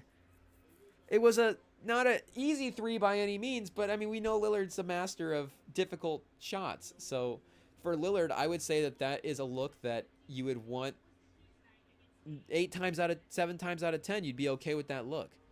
The 3 other times being, you guaranteeing like a great look. And again, it's a 3-pointer, so it's not like you can get a shot going to the rim at that point. So if you're going to have a 3, Lillard's probably the guy you want to take a 3. And if he's going to take a difficult look, then it's Lillard, It's what he is. He's known for hitting difficult, bad 3-point shots at the end of games. Just ask Paul George, apparently. But tough one there for Milwaukee fans. Great win by the Rockets. Tough one for Sengun. Turning it over and then losing the jump ball at the end. Almost costing his team the game in a couple of sneaky ways. But I guess turnover's not so sneaky. But regardless, able to power through. And Kyrie is carrying right now. He's got 2/3 of the team's points. 14 of the 20, chat. Somebody's going to need to help Kyrie out. We may get a Kyrie 40 and the Mavs lose by like 20. I guess Kyrie probably wouldn't make it to 40 in that case. That'd be like Kyrie 40 in 3 quarters. It'd be like crazy Kyrie game. I guess he's kind of pacing for that right now. 15 in a quarter. Puts him at 45 in the third. 40 is an underestimation, chat. We got to give Kyrie the benefit of the doubt, of course. I think, like we said, that was the most dramatic of the 7 o'clockers. That Bucks-Rockets game. Has Spurs-Pels gone final yet? It hasn't, chat. Whoa! Suns-Grizzlies, 5 seconds left. Suns up by 2. All right, we're locking in for another buzzer beater. Are these sponsored by something? It used to be Taco Bell, like way back in the day, but I think, it's Tissot now? Tissot? What's the right way to say it, chat? Don't criticize my French accent. Tissot? Tissot washes? Do you have a Tissot wash on your wrist? I think it's something like that for the buzzer beaters. Kennard's on the court. Oh, they're getting serious, chat. They're down 2, but Kennard's out there. It means they're going for the win. They're shooting a 3. Aldama to inbound? Maybe they better be having him inbound because they're drawing this play up for him, passing it back. Because they're trying to get sneaky. What are we just wasting Aldama's talents for, Chad? Can't have Aldama just on the sideline throwing in a pass. What's that? Bane. Kennard, like we said. Oh, Kennard. Is he out there? Yeah, Kennard, Bane. Ja gets it. He's going to go to the rim. Pulls up for a floater. He gets to go. And there we go, chat. The changing of the clutch guard has taken place. Lillard on one end misses. Different game, but now Ja in his game. And he gets a better look. Going to the rim. Flips up a little floater. There is some contact. So, again, it's not like it's wide open, but... And it's on Bradley Beal, so it's, it's going to be a make. Bradley Beal's just like a boost you get. A boost of confidence. Bradley Beal's guarding me. It's like, this shot's going in. I'm draining this one. And I feel like that does happen with some guys. I feel like some guys, a player will see him and it just... I mean, they, of course, they'll say that, a lot of the three-point shooting and stuff is meant... Of course, shooting's always mental, chat. But, in basketball as well, too. It is, a lot of it is just the mentality and the mindset of the player. So if you get the defender where you're just like, this guy can't guard me, I mean, you're going to be more likely to score points. So guys just see Bradley Beal and they just like go, oh, this is a feast. This is a make. But 1.4 seconds. Did they give the Suns too much time? Is Durant gonna Mahomes this one? What's the math of it? Is 13 point some seconds 1.4 seconds in basketball math? Maybe Beal gets his revenge. Just don't put Grayson Allen out there. Grayson Allen will take the shot. Grayson Allen might be out there.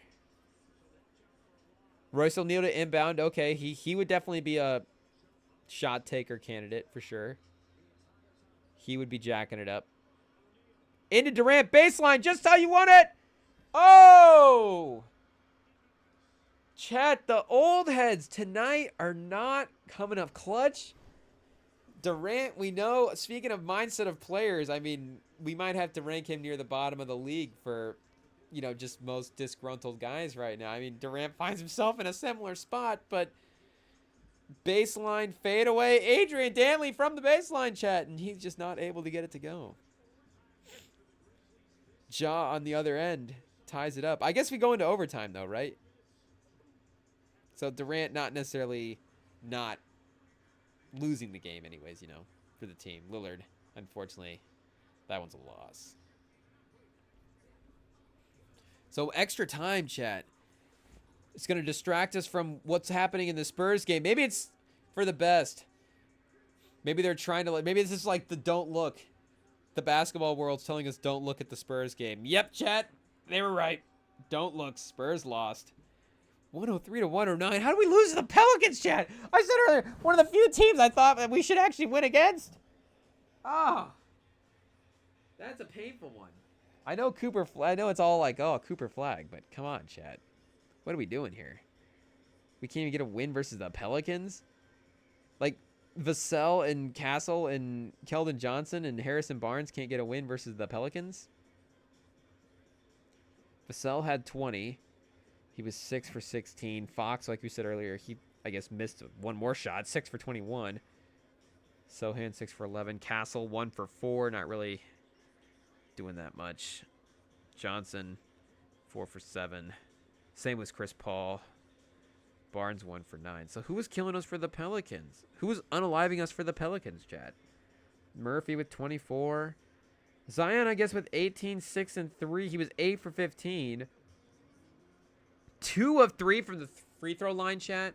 Yeah, I mean, I feel like if we went and look, maybe Zion is not like, you know, top of the... No, I feel like Zion might have actually been near top of the league in like some of the per 36 and stuffs with the free throws, but 3 free throw attempts in this game. I mean, that's 2 trips to the line, maybe. That's, you know, 1 on a 3-pointer. You get hacked on a 3-pointer? What happened? But Trey Murphy went 3 for 10. I mean, yeah, it's just a bad game, chat. 22% from 3, 29% from the Spurs. We even outshot him for 3. We shot the same amount as the Boston Celtics tonight and lost. I mean, how many nights can you say that that's going to happen? I guess, or is there anything we can take away from this loss? Maybe we did actually play super well. Who knows? Not a great 3-point shooting night, I guess, in general for the league. We'll see. Overtime, Suns, Grizzlies. Maybe that'll turn it around. Okay, Najee Marshall now. We got the Najee Marshall, Dante Exum, Dwight Powell lineup out here for the Mavs. So, down 8 versus the Lakers. This is where it really gets sketchy. This is where you don't want it to. And you know, could the Lakers blow this game open with their bench? I don't know if that's the team that the Lakers are, but at least, you know, they're throwing LeBron out there, of course, and Reeves. Headband Reeves, which Reeves is going with the mods. Do we need a mod tracker for the NBA guys? Because Tatum just added a headband. I guess, chat, tune into the Rem and Sam pod. We are now the self-appointed mod trackers for the league. And we'll need to, I guess, now that we have the title, make sure we're even more scouring some of these games to make sure we're, you know, locked in on all the guys' accessories. But Tatum rocking a headband now. And not the traditional headband, which I got to say I'm not a fan of. I think we're going to have to Clay's going to have to draw a foul or something. We're going to have to get a close-up on Clay. Get that headband shot again. Because I think Clay's got like that classic, just I don't even know what the right term for it is, but just whatever your standard like basketball, you find it at your sporting goods store sort of headband is.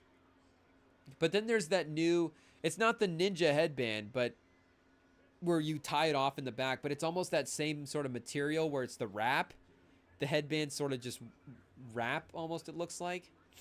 Again, it's a headband, but you know, it gives more of that look. Whereas that old school headband back in the day, Harlem Globetrotters type guy, just something about that, you know, the head idea of a headband is cool. And like I'm saying, the wrapped and the ninja headband ones are, I'm super in on. If I was back in 2K right now, first thing I'd buy for my guy for, actually, I don't know if we need to do an accessories ranking right now, but I'm just, for the first thing that I would buy, leg sleeves, I think is a go-to must. And I don't know if that's a hot take, a leg sleeve over an arm sleeve, chat, but 2025, I think that's where, if you had to go with one, choose one or the other, I think you'd have to go with the leg sleeve move. I think arm sleeve's just a little too, I don't know. I'm not anti-arm sleeve. I make no mistake, chat. You pull up some of the old Rem basketball highlights. There's going to be some Rem highlights of Rem wearing an arm sleeve. It's just what it is. But a little third-person reference there, I guess, chat. But regardless, there's going to be some armband highlights in the mix. I, you know, have gone through the phases with the mods as well. But as we sit here now, like I'm saying, leg sleeve mods for sure.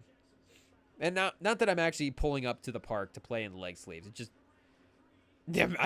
everybody always imagining their NBA player, which I guess, again, is just your 2K guy. But it would be a leg sleeve ordeal. And like everybody, at some point, I just would have every mod out there. A headband, both arm sleeves, both leg sleeves, tatted up underneath as well, too. Can I play shirtless with just get my jersey tatted on? Like, I don't know how, you know, deep we can go with the mods. I guess good luck getting traded at that point. But yeah, I mean, I'm going all out, make no mistake. So like with Reeves now getting into the mods, and I know Sam has made this take as well too, like, you know, you almost have to have mods at this point and accessories to play in the NBA. Like, what is the best lineup of guys with even out stuff? Jalen Wells, I'm looking no mods, kinda. Like, even Morant's, you know, got a little, like, half arm sleeve. He got the half. He's got not a leg sleeve, but he's got kind of a long sock, short socks situation, chat. I don't know why I'm stuttering over that one. Well, I don't think a stutter's a new thing, but that one's gonna get us. But that's an interesting mod as well, too. Keep that one in mind, chat. Just in case anybody ever asks us for basketball fashion advice. Hey, what should I wear on the court? I'm thinking about changing up my designs. Like, have you ever thought about the long sock, short sock look? It'd be interesting. Maybe, I don't know, you couldn't go 2 different color leg sleeves. I think that would be too much. Would that be too much, chat? Could you go, you know what? If you had the white, I think if you were in the white jerseys, I think 2 different color leg sleeves might be cool. I don't know how that would look. For some reason, I'm getting, like, if I was the Grizzlies, if he had a dark blue, they got the dark compression stuff going right now with the sleeves and stuff. So if he had like a dark blue and a light blue, that would honestly be kind of cool. I think that would be kind of cool. It would have to be one, you know, dominant color of the jersey, and then one, the right accessory color, where the one blends in and kind of looks like, again, that sort of extension of the uniform, and then the other one stands out. Chat, see, somebody call us for NBA fashion advice. We're, Shay, slide in the DMs. We're giving you ideas. The next Thunder game, Shay pulls up in a, we'd have to, I guess, you know, we'd have to see it first, chat. A little dressing room. Chat pause. Hey, yo. This is not just a plan to, you know, work into a certain setting. We're just trying to figure out what the coolest way to look is on the on the basketball, chat. Jesus. But yeah, I don't know. Like Durant right now, if he had a white leg sleeve and a purple leg sleeve, I mean, it wouldn't slow him down. The man is feeling, speaking of revenge, getting revenge on himself for missing that last shot. He can't be stopped. Unfortunately, the Suns can't get a stop. It's Santi Aldama. Okay, we're at the 60-second count. And we're second quarter here for Mavs Lakers. So fun ending stretch, chat. Lock in. This is going to be good. Aldama again. Sidestep. Oh, throws it to nobody. What are we doing? And I don't know if you could go double colored arm sleeves. I think that'd be too much. I think it could only go with the leg sleeve, by the way. I don't know if at this point, I don't know if I could support 2 colored arm sleeves. 2 leg sleeves, though. Somebody try it out. Somebody do like maybe black would even be better. If it was like a black and a gray, though, on San Antonio. You see something like that? I don't know. Maybe. A dark color and a white. See, I feel like that would be the premier combination. But the Grizzlies now have taken the lead, 149 to 148. 26 seconds. Oh, Grayson Allen fouls. Memphis. Tonight they have a good crowd. Shout out. Team's good. They decide to show up, huh? Funny how that works, chat. Funny what they're doing there. Oh, Dalton Connect is in the game. Nico Harrison. Do we think he likes Dalton Connect or doesn't? Like, what kind of Luka Doncic flashbacks does he get when he sees Dalton Connect? Is it because, again, Luka, is it like a not his type of thing, or is it the other way where he feels like he can get, you're like, oh, I actually don't want Luka, but then you subconsciously are like, it's like, wait a second, he keeps ending up with the same type of person over and over again. Like Nico Harrison's like, hey, Dalton Connect, It's like, well, wait a second, I thought you didn't want Luka Doncic. What's going on? And I don't think Dalton Connect's like the most jacked white guy either, so I don't know if he fits that profile for, if Nico Harrison's looking for a little lower body fat percentage or something. Oh, Powell going up top. I think Exum thought that was one of the other centers there for a second. That was a crazy lob, but luckily nobody was really there to knock that one off track. Man, LeBron can't be stopped. A bully. Oh, Connect. Oh, and of course, the one time we compliment LeBron tonight, I guess we've complimented a couple times, but as he's playing, then he goes down. Injury. Hopefully it's just dramatic LeBron and not actually an injured LeBron. But the Lakers are really shanking these threes, chat. This is an aggressively bad three-point performance. Oh, we're not paying attention. Morant with the ice cold. What is it? Up by 3 again with 9 seconds. Can we get a replay? What just happened? Morant's getting high fives. Wells is getting high fives. Brandon Clark's getting high fives. I think the Grizzlies are just in a good mood. Bane to Morant. Morant to Wells. Oh, Wells with the and-one dunk. So the Suns with basically just a lazy job of fouling Morant on the inbound. Of course, I don't know how does Beal get the Morant matchup, chat? I guess, is he just their only other option? Probably just no Booker tonight. I haven't checked the lineups for this one. Tough. So Durant with a 3 with 9 seconds. You can't write it off. Durant's probably got like 50 points right now.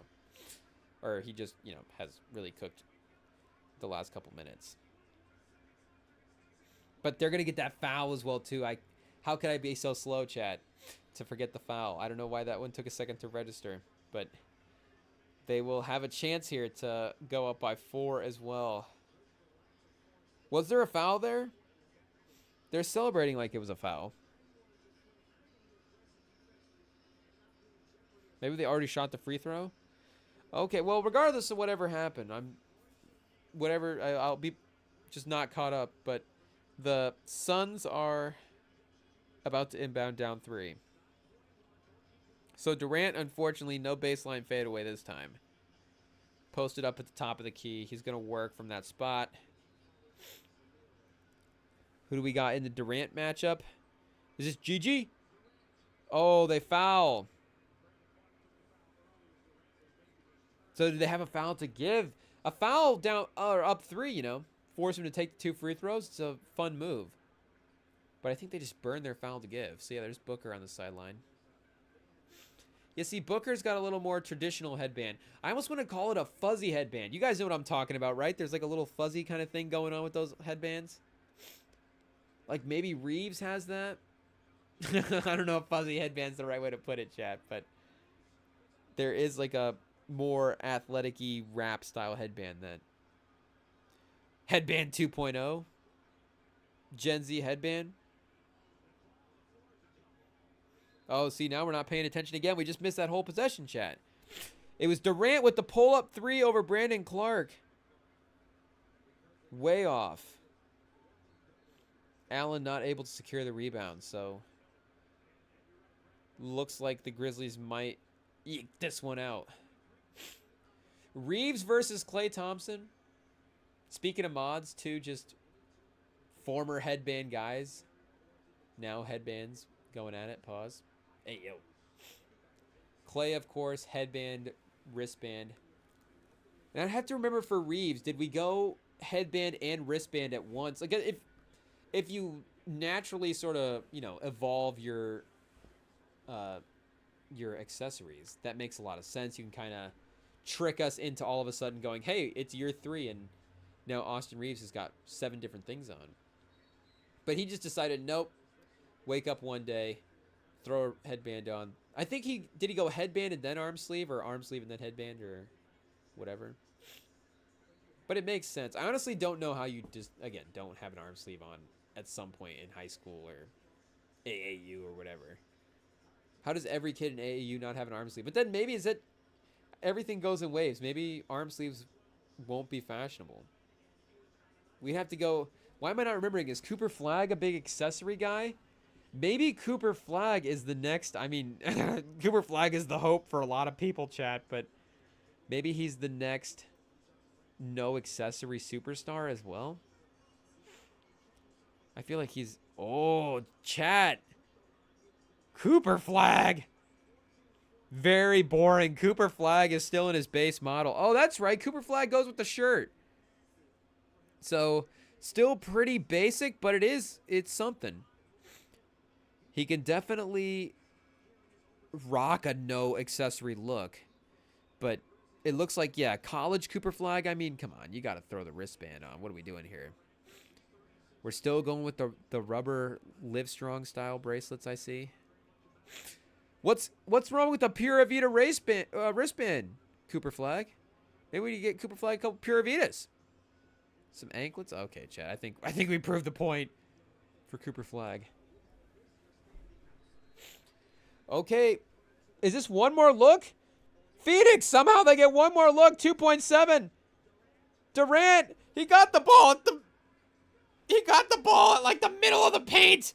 They needed a 3, so he had to dribble out to the top of the key with 2.7 seconds left. And like a lot of the threes tonight, just shanked that one as well. Like I guess his last shot too.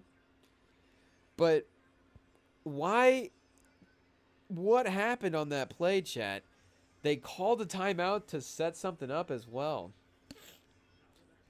Coach Bud apparently just forgot they needed a 3-pointer and drew up a Kevin Durant mid-range. It looked like they drew up something for Grayson Allen, and Durant, I mean, he was wide open, but again, it was underneath the basket. So he had the time to dribble out. He still kind of got a look, but not clean, not ideal.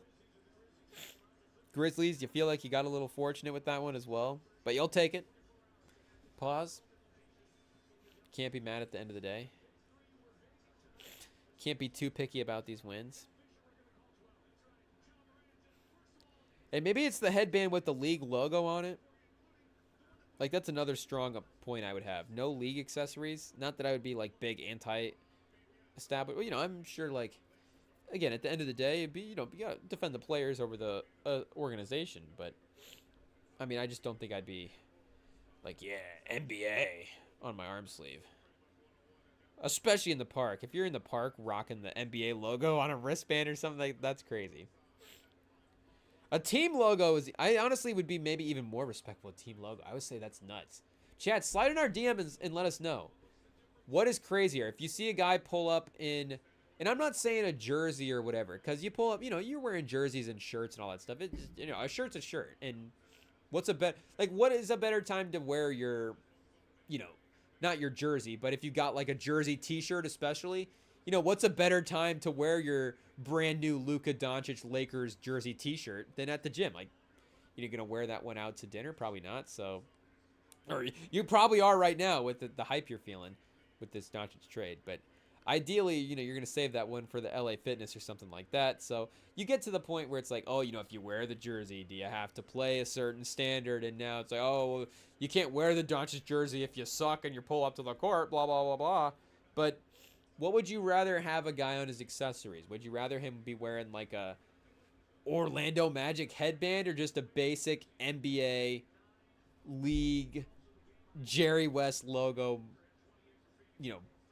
black, white, blue, red, just whatever color headband, just basic league branding stuff? I don't know. Is that one of my hottest takes? League branding stuff should not be worn. Should not be worn. I'd be more, again, once you get into the t-shirts or like you get a pair of sweats or something that say like NBA down the side, who cares? But even that I think would be pushing it for my wardrobe. Actually, now that I said that, there was once a pair that I saw that did fit in that like Miami Vice colorway that we really love, that San Antonio Fiesta pink and blue and orange and those colors, and it was like that teal blue. It was like actually chat, you have to trust our fashion sense. If I remember these correctly, and again, we didn't buy them, so apparently they didn't check all the boxes, but they were close. And this was not a piece to wear. This would have been like, again, just like this is not like, hey, let's just put this in the next outfit. This was, hey, we could get a new pair of just sweats to wear around the house and stuff. The next live stream, we're going to be pulling up in our teal blue NBA sweats. It is what it is. Dinwiddie for 3. Back to single digits. Oh, Doncic over his head to Reeves for 3. Capping off the highlight, chat. Austin Reeves. Doncic with a 9, 8, and 6 in the first half. Doncic with the first half near triple-double. People were betting the unders for all of the Doncic performance stuff tonight. I think they were betting the under 30 points, the under 8.5 assists. So the assist number, he's going to cruise to that. I think IT might be a little profitable for IT if he gets that assist number. The 30-point one we will have to see as well. It might be profitable for him if he gets his overs. Let's just say most of the time you want to actually bet the under, so it is a smart move, but a lot of the times the under is not also the public play. So when we get an opportunity to, and I, saying this now, second quarter, we're definitely jinxing this in a different kind of way, but just to throw out some strategy for the chat as well too. When you do get a public play against all the unders, it's like, well, now we have a chance to go against the public and vote the overs, which is like the best way to play, watch a game. Is have the overs and you're going to screw the public. Pause. So the problem could be, of course, the Lakers just dominate this game and Doncic doesn't need to keep up the scoring thing, but you imagine he's going to get 3 more assists, right? Like, I almost assume Doncic would want to get a triple. I get 2 more assists at this point. He's at 6 assists to 1 turnover as well too. I mean, we're looking at a near perfect Doncic game here, outside of, I guess, maybe some up and down shooting, 3 for 7 from the field.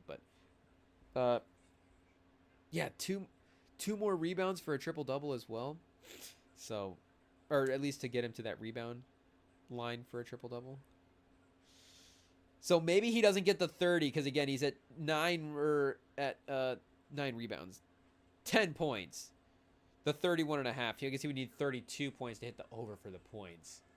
So did we get alt spread on that? What did we do? I have to forget. We'll have to pull the bet stamp. The bets. I meant to say bet slip back up, but yeah, we will pull the bet stamp back up as well too. Shout out to BetStamp.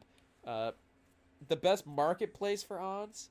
I don't know if marketplace is the best way to put it, but it's not an actual sports book themselves. What they do is if you download it, you can like log into your different accounts on your various sports books, and then it'll compare the odds for various bets. So, what was the opening line for this Lakers Mavs game? I don't know if it'll give us what it opened at. But, the live odds are 10.5, of course, for Dallas, plus 10.5, minus 10.5 for the Lakers. Oh, yeah, duh, chat. It's literally right here. So, yeah, the Lakers closed at minus 5.5 points, and they closed at minus 105 on the money line. Oh, yikes. Overshot that one. But you don't necessarily know if minus 105 was going to be the best odds for that bet. Like, maybe you go, okay, I kind of like the Lakers at minus 5.5. Like, that could be a really good deal in itself. But maybe the actual number that you're getting, the bet, the money number, is not quite peak value itself either. Because, especially with, that's one of the things that the sports books themselves have done, like we were saying with the alt spreads that have been really nice, is, it's like back in the day, I guess, it's like, do you have the money line or just the spread? And it's like 2 or 3 bets, and that's all you can choose from. But just on the spread alone, you can basically pick any point total you want for these teams to win at now. So you just have a basically full customization for how you want to bet these specific bets. And, you should almost have that full customization for the money value you're getting as well, too. So shout out BETSTAMP. That's what they give you. They let you compare all those odds. So maybe once, ESPN's giving you minus 105, but maybe FanDuel's giving you minus, or maybe, you're looking at FanDuel and you're not seeing the ESPN. I guess, we shouldn't say specifics, but, maybe you're looking at one and they're minus 110 and you don't realize that this other one over here is minus, better odds. And this one over here is better odds for not the money line, but this one has better odds for the spread, and this one has better odds for the over. And you're like, oh, I've got these 3 different bets that I like, but they're different, better odds on 3 different sports books. Great app, Chad. Great app. Really a necessary innovation to the sports betting market, I would say. An app that, we found. It's one of those like natural sort of acquaintances. We're like, this is a good app. Is there a way I can tell people about this app, chat? So there you go, man. BETSTAMP. The links are down there. Shout out Pura Vida. Every time I click a bet on BETSTAMP, chat, I'd be looking at that Pura Vida bracelet on the wrist and watching it glisten. But 12 points now for Doncic. So we've cracked the double-digit point total. I guess he was at 10 already. So that's good to go. We could have almost bet. That would have been a smart bet as well, too, to just bet him to have the triple-double. Probably, I guess it's essentially what the odds are. Chat, we need to get better at looking at the sports book. We're talking about how all of this stuff. Sometimes it goes the other way. They throw so much at you. It's like, I just want to bet the points and the assists and just strip it down to the minimum. But, again, we know that you all are more degenerates than us, so you have the ability to feed your degeneracy with BETSTAMP. Of course, you don't want to degenerate to the point where it actually starts affecting you. If that were the case, get some help. I'm sure there are numbers out there. 1-800-RESPONSIBLE-GAMBLER, whatever you guys can call. If you guys are dialing up 1-800-RESPONSIBLE-GAMBLER, I mean, shout out, man. Best of luck to you. That's a yikes. Because I feel like, you could get down bad gambling and not have to call 1-800-GAMBLER. You call, not to say that everybody has somebody to call, but I'm just saying, even if you didn't have anybody to call, it's like, well, what do I do? Just, pick up another shift? I guess, times are tough as well, too, so getting down bad in this economy is even worse than just, remember back in the day, chat, when you could just get in gambling debt and pay it off, no problem? Now it's, impossible to pay off your debt. That was the promise of America. I could get in debt and pay it back. Now I just get in debt and just, continue to watch it accumulate, chat. It's just a one-way cycle now.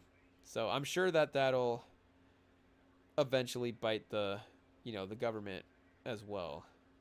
But for now, I guess we just have to see that total rise. So now that Grizzlies game is done, is there any other games we can throw on? I guess we got Warriors-Hornets as the only other game at this time for these last couple of minutes here, chat. So not much going on here as that game's about to enter halftime.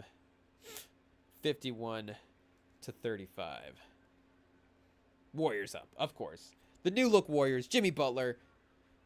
We'd have to go back and really remember these last couple of games of schedule here, but like we said, the Curry thing has been cooking, and they're on pace to be 6-1 now since acquiring Jimmy Butler. So I don't know what it means by taking them serious, but they're winning games, chat. And they're definitely going to have to be we'll just need to see what they are in the playoffs. But if they can somehow get into the... Is top 6 possible for them? I don't know how far back they were before that trade. Let's take a look here, chat. I know we had that Eastern Conference pulled up earlier, but just to remind the West. Oh, yeah, chat. Look at this. They're right in it. The Clippers are the 6th seed at 31-26. The Warriors are the 9th seed at 30-27. So they're just one game back from the Clippers. They are a little bit back from the Lakers, who are the 5 seed. They're 5 games back from the Lakers. I guess as they keep going on this win streak, you know, not totally out of reach. Of course, the Lakers themselves keep winning. And the Rockets are the 4 seed at 36, so they're probably not going to jump up to 5 seed if all things goes well. But they definitely could get to the 6. That's going to be a battle between them, the Mavs, the Timberwolves, and I guess the Kings are the 10 seed, but they're probably not going to battle for the 6 seed. So we've got Clippers, Wolves, Mavs, and Warriors potentially battling for that spot. And like I said, the Mavs right now, I mean, they're literally down 15. So we can probably count them out. And the Timberwolves are definitely getting things a little bit more interesting. You know, I think some of the injuries to some key guys and some guys missing some time have just, you know, made their lineups at times a little bit cleaner than maybe they are when they are at full strength. But at full strength, regardless, I think maybe this new look Warriors team is the best of the bunch, and maybe that's just recent optimism as well. But with the way Steph is playing, I would trust Steph right now more than any of these other players, unless Davis gets back and healthy. And then, you know, of course we got to defend our guy Davis, but then Steph's our guy too as well. You know, these are all legends of the game, chat. But Steph is playing the best of any of these guys, and that's with respect to Edwards as well. But we'd have to take Steph over those guys. So maybe the Warriors get back in that mix, chat. But let's just take one more quick break here before we wrap up, and then we'll see what this game is like headed into halftime, as it seems like the Lakers continue to pull away.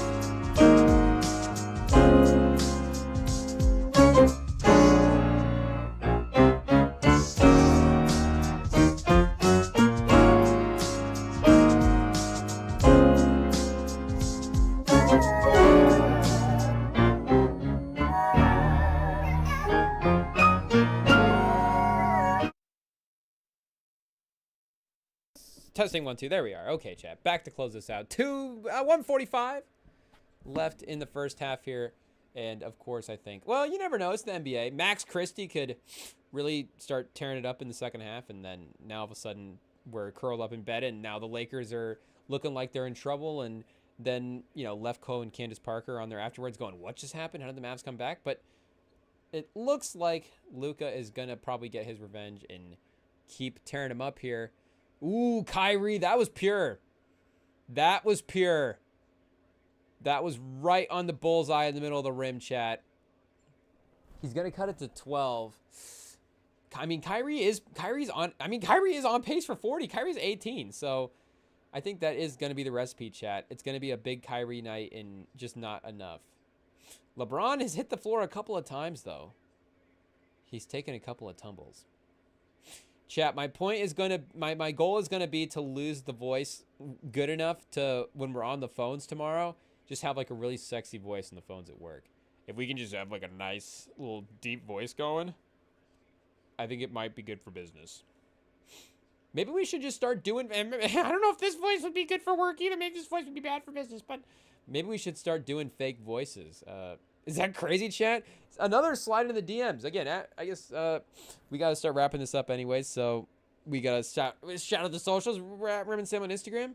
If you guys want to slide in the DMs over there, the DMs, of course, are open. But let us know if you guys, I mean, everybody probably does. I'm probably late to the game. I probably should have been doing this the whole time. But fake voices on the phones or any, I guess, phone-like situation. I guess if you're working like a drive-through, maybe are you guys ever using the fake voice in the drive-through?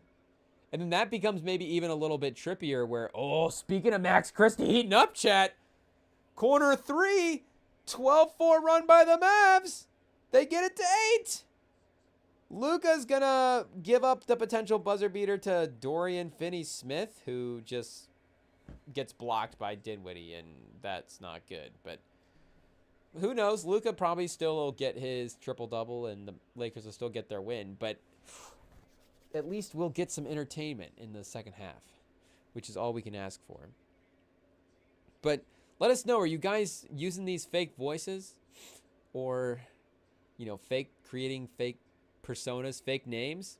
I've done that one time where I didn't use necessarily a fake voice, but somebody on the phone had asked, not a current job, so current job, if you hear me, don't fire this. Don't fire me. This is the job I get. Jobs we've already been fired from. They've already taken care of the business for you guys there, so pause. So you have to worry about it. But we were we were at on the phone. Somebody had asked to transfer to like a boss or manager or whatever, and we just said okay, put him on hold, and then just went back to the phone a couple minutes later and was like, okay, we're a new person, how can we help you? And just kept dealing with them. I don't honestly remember why we did that. Maybe honestly just to say that we did it, but who knows, chat. Just Agents of Chaos back in the day, just in our Joker phase at work, I guess, but only at one time. And again, it wasn't a fake voice. It was just because you're on the phone, you don't really know who you're talking to. You can people can sound alike on the phones if it's been a couple minutes, and especially if it's a Karen and like the person's mad or something, they're not like actually paying attention to what your voice sounds like. So, or maybe they're like super locked in. They're like, you didn't get a manager, it's the same person. But most of the time they're just wanting to talk and rant, and they're not, of course they're not actually like paying attention. So if you just go, okay, let me put you on hold for a second, and then just return a few minutes later and go, hi, I heard you needed some help with something. What can I help you with? And then, they're just good to go. That's the secret. If you just go, okay, and make it seem like you're back on the phone, then it's the same person. But if you approach it as a new situation, I don't know what's going on. You don't want to necessarily be like over the top cheerful about it if the person is like super upset, because then maybe they're like, okay, this is, the fakeness of it maybe can be exposed. Because a lot of times, you'd probably let them know that, hey, like, this person's probably not in the best mood on the phone. You're going to talk to this person.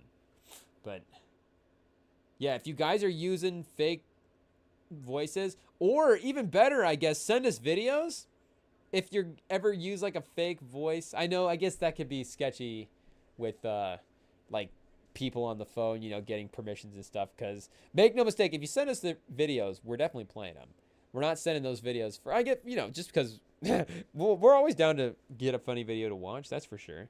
But I mean, come on, the community wants to see it as well too. You're putting the work for the greater good. You got to entertain everybody here. So I know, do we want to start just exposing random people's phone calls, business calls on the chat? I don't know, but if there's a way that we can consensually get a video somehow, then yeah, by all means. I mean, send it to us and we'll definitely fire it up and definitely see what's going on.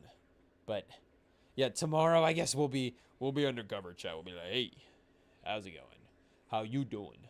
Maybe we'll do a little different vibe as well too. Sometimes it's just very straightforward. Get through it. Like, you probably don't want to be on the phone. I don't want to be on the phone. Let's just make this as quick as possible. But maybe we'll be in a little more how you doing vibe tomorrow. We'll have to see how it goes. Maybe tomorrow will probably just be, we'll be like actually wanting to get a phone call tomorrow, and then nobody will call. So if that is, I guess, the worst case scenario, guess what? I'm not gonna be mad. But regardless, the Mavs have played well enough to not be ranting about work phone calls. It is an 8-point game, so that one is close enough. Warriors, Hornets, probably not super close as well too. But we are, like I said, probably not. We're not going to stay for the second half, unfortunately. I know the most important stretch of basketball that we need to watch, we're just not going to be here for. But it's a weekday, chat. We work in the morning. We still got, routine to keep up. And I'm not going to lie, honesty is, what is the honesty is honesty is the best policy? Is that the saying, chat? I don't remember the exact saying, but we like to pride ourselves in honesty here on the Rem and Sam chat, and I've slipped a little bit behind the routine. I'm like a half hour off right now in the get up cycle. I know I'm not trying to say that to be like people are, whatever your guys' routines and cycles are, and however bad you guys are missing your alarms, I'm not saying it to judge. I'm just saying, like, we're kind of bordering, slipping into missing alarms in big ways right now. So we don't want that to happen. We want to make sure that we're not, let's get in bed at a good time. Let's make sure we're under the covers, like the phone is away. Maybe we're not going to be as locked in on some stuff right before going to bed, maybe a couple of nights. Like, you gotta evaluate the whole thing, chat. You can't just be like, well, what is happening? Like, why am I randomly sleeping in a little bit more than maybe I want to? Like, you got to evaluate the whole situation and have the phone minutes ventured a little bit more in the bedtime. It's like maybe we need to put that away a little bit earlier. Again, maybe it's not disastrous at this point. Can we catch it in time? Hopefully that's what will happen, but we got to do our due diligence to get up in the morning, chat. It is what it is. It's always a struggle. So I guess tomorrow, not a struggle to wake up, of course, just the process of it's the physical process, not the mental process. If you guys struggle with the mental process of waking up in the morning, shout out. I don't know if BETSTAMP is a sponsor that we would then start recommending to you guys, but maybe Pura Vida, a nice cheery little Pura Vida bracelet to brighten up your day would always help out the mental health as well too. So that's a different struggle, but just waking up, if that's not your thing, sometimes some people aren't just like a spring out of bed right away type person. Like I tell myself, like, every time I fall asleep, I'm like, tomorrow when you wake up, you are just going to get right out of bed. And then sometimes it happens because, again, like this morning, you wake up and go, oh man, again. And then, well, I guess I got my wish. I'm right up because I'm behind schedule. But if you could put all the pieces together, chat, like a Luka Doncic performance, can you get all the pieces together? Good shooting game, playmaking. I guess the defense is an upside thing when it's there, and when it's there, it's there. He can be competitive and stay in front of his guy, and he's not like every guy in the league. I mean, defense is always effort. Sam says it all the time, so we know that is that's not new there. But yeah, like I said, Chad, I guess we gotta start hitting the hay, getting wind down. got to brush and floss. And these days, you know, the dental side, like just be mouthwash, chat. It's just like you start adding more steps and it gets crazy. Now we're way off the rails, chat. The mouthwash routine pause is a crazy way to end this off, but I guess it is what it is. So shout out. We're on the socials, chat. Rem and Sam on, like I said, Instagram. The DMs are open if you send us your fake voice videos or thoughts or anything else, chat. Of course, the DMs are just open to you guys in general. So follow us over there. TikTok's back, chat. We're still on there. If you guys follow us on there, the podcast platforms as well too. Spotify, Apple are popping and cooking as well. So we've got some fun stuff cooked up for you in the future. I think we're still batting around a couple of ideas for this next live stream on Friday. So stay tuned for that. I think there's a couple of things we want to start doing on the live streams that I know we're going to start venturing into at some point, like in the summer and stuff, but maybe we just fire it up this week and just do it at pause because, I mean, it'll be fun and it'll, you know, why not, chat? Who cares? Sometimes it's like there's no need to wait. Just start it up. So I can't promise anything because, again, you never know what's going to happen. You got to save space for just the NBA. I guess, of course, we're outside of the trades and things like that. But just you got to save space for the sports and pop culture world for the news stuff. But some of the ideas for some stuff we've been kicking around could be it could be, chat, a pretty fun time. Has anybody teased it like that? Like, yeah, it could be good. It could be good. We'll see. So I guess that's where we're at, chat. We'll see. We'll see. Stay tuned. Friday. Tuning in Friday is the only way to find out. We'll be back, and it'll be a fun time, chat. So good luck to the Mavs and Lakers fans for the second half of this game and for the rest of the season. Mavs fans with your roster. Lakers fans, we don't want to hear about it. Luka Doncic, you'll be bragging about the triple-double for a while now. So we'll see. Is that Lakers fan going to be at work tomorrow? I guess we'll be avoiding him, chat. Be like, oh, we don't want to hear about it. Luka Doncic, nope. De'Aaron Fox, 6 for 20. It's all good. But, yeah, thank you guys for jumping on tonight, and we will see you guys later this week.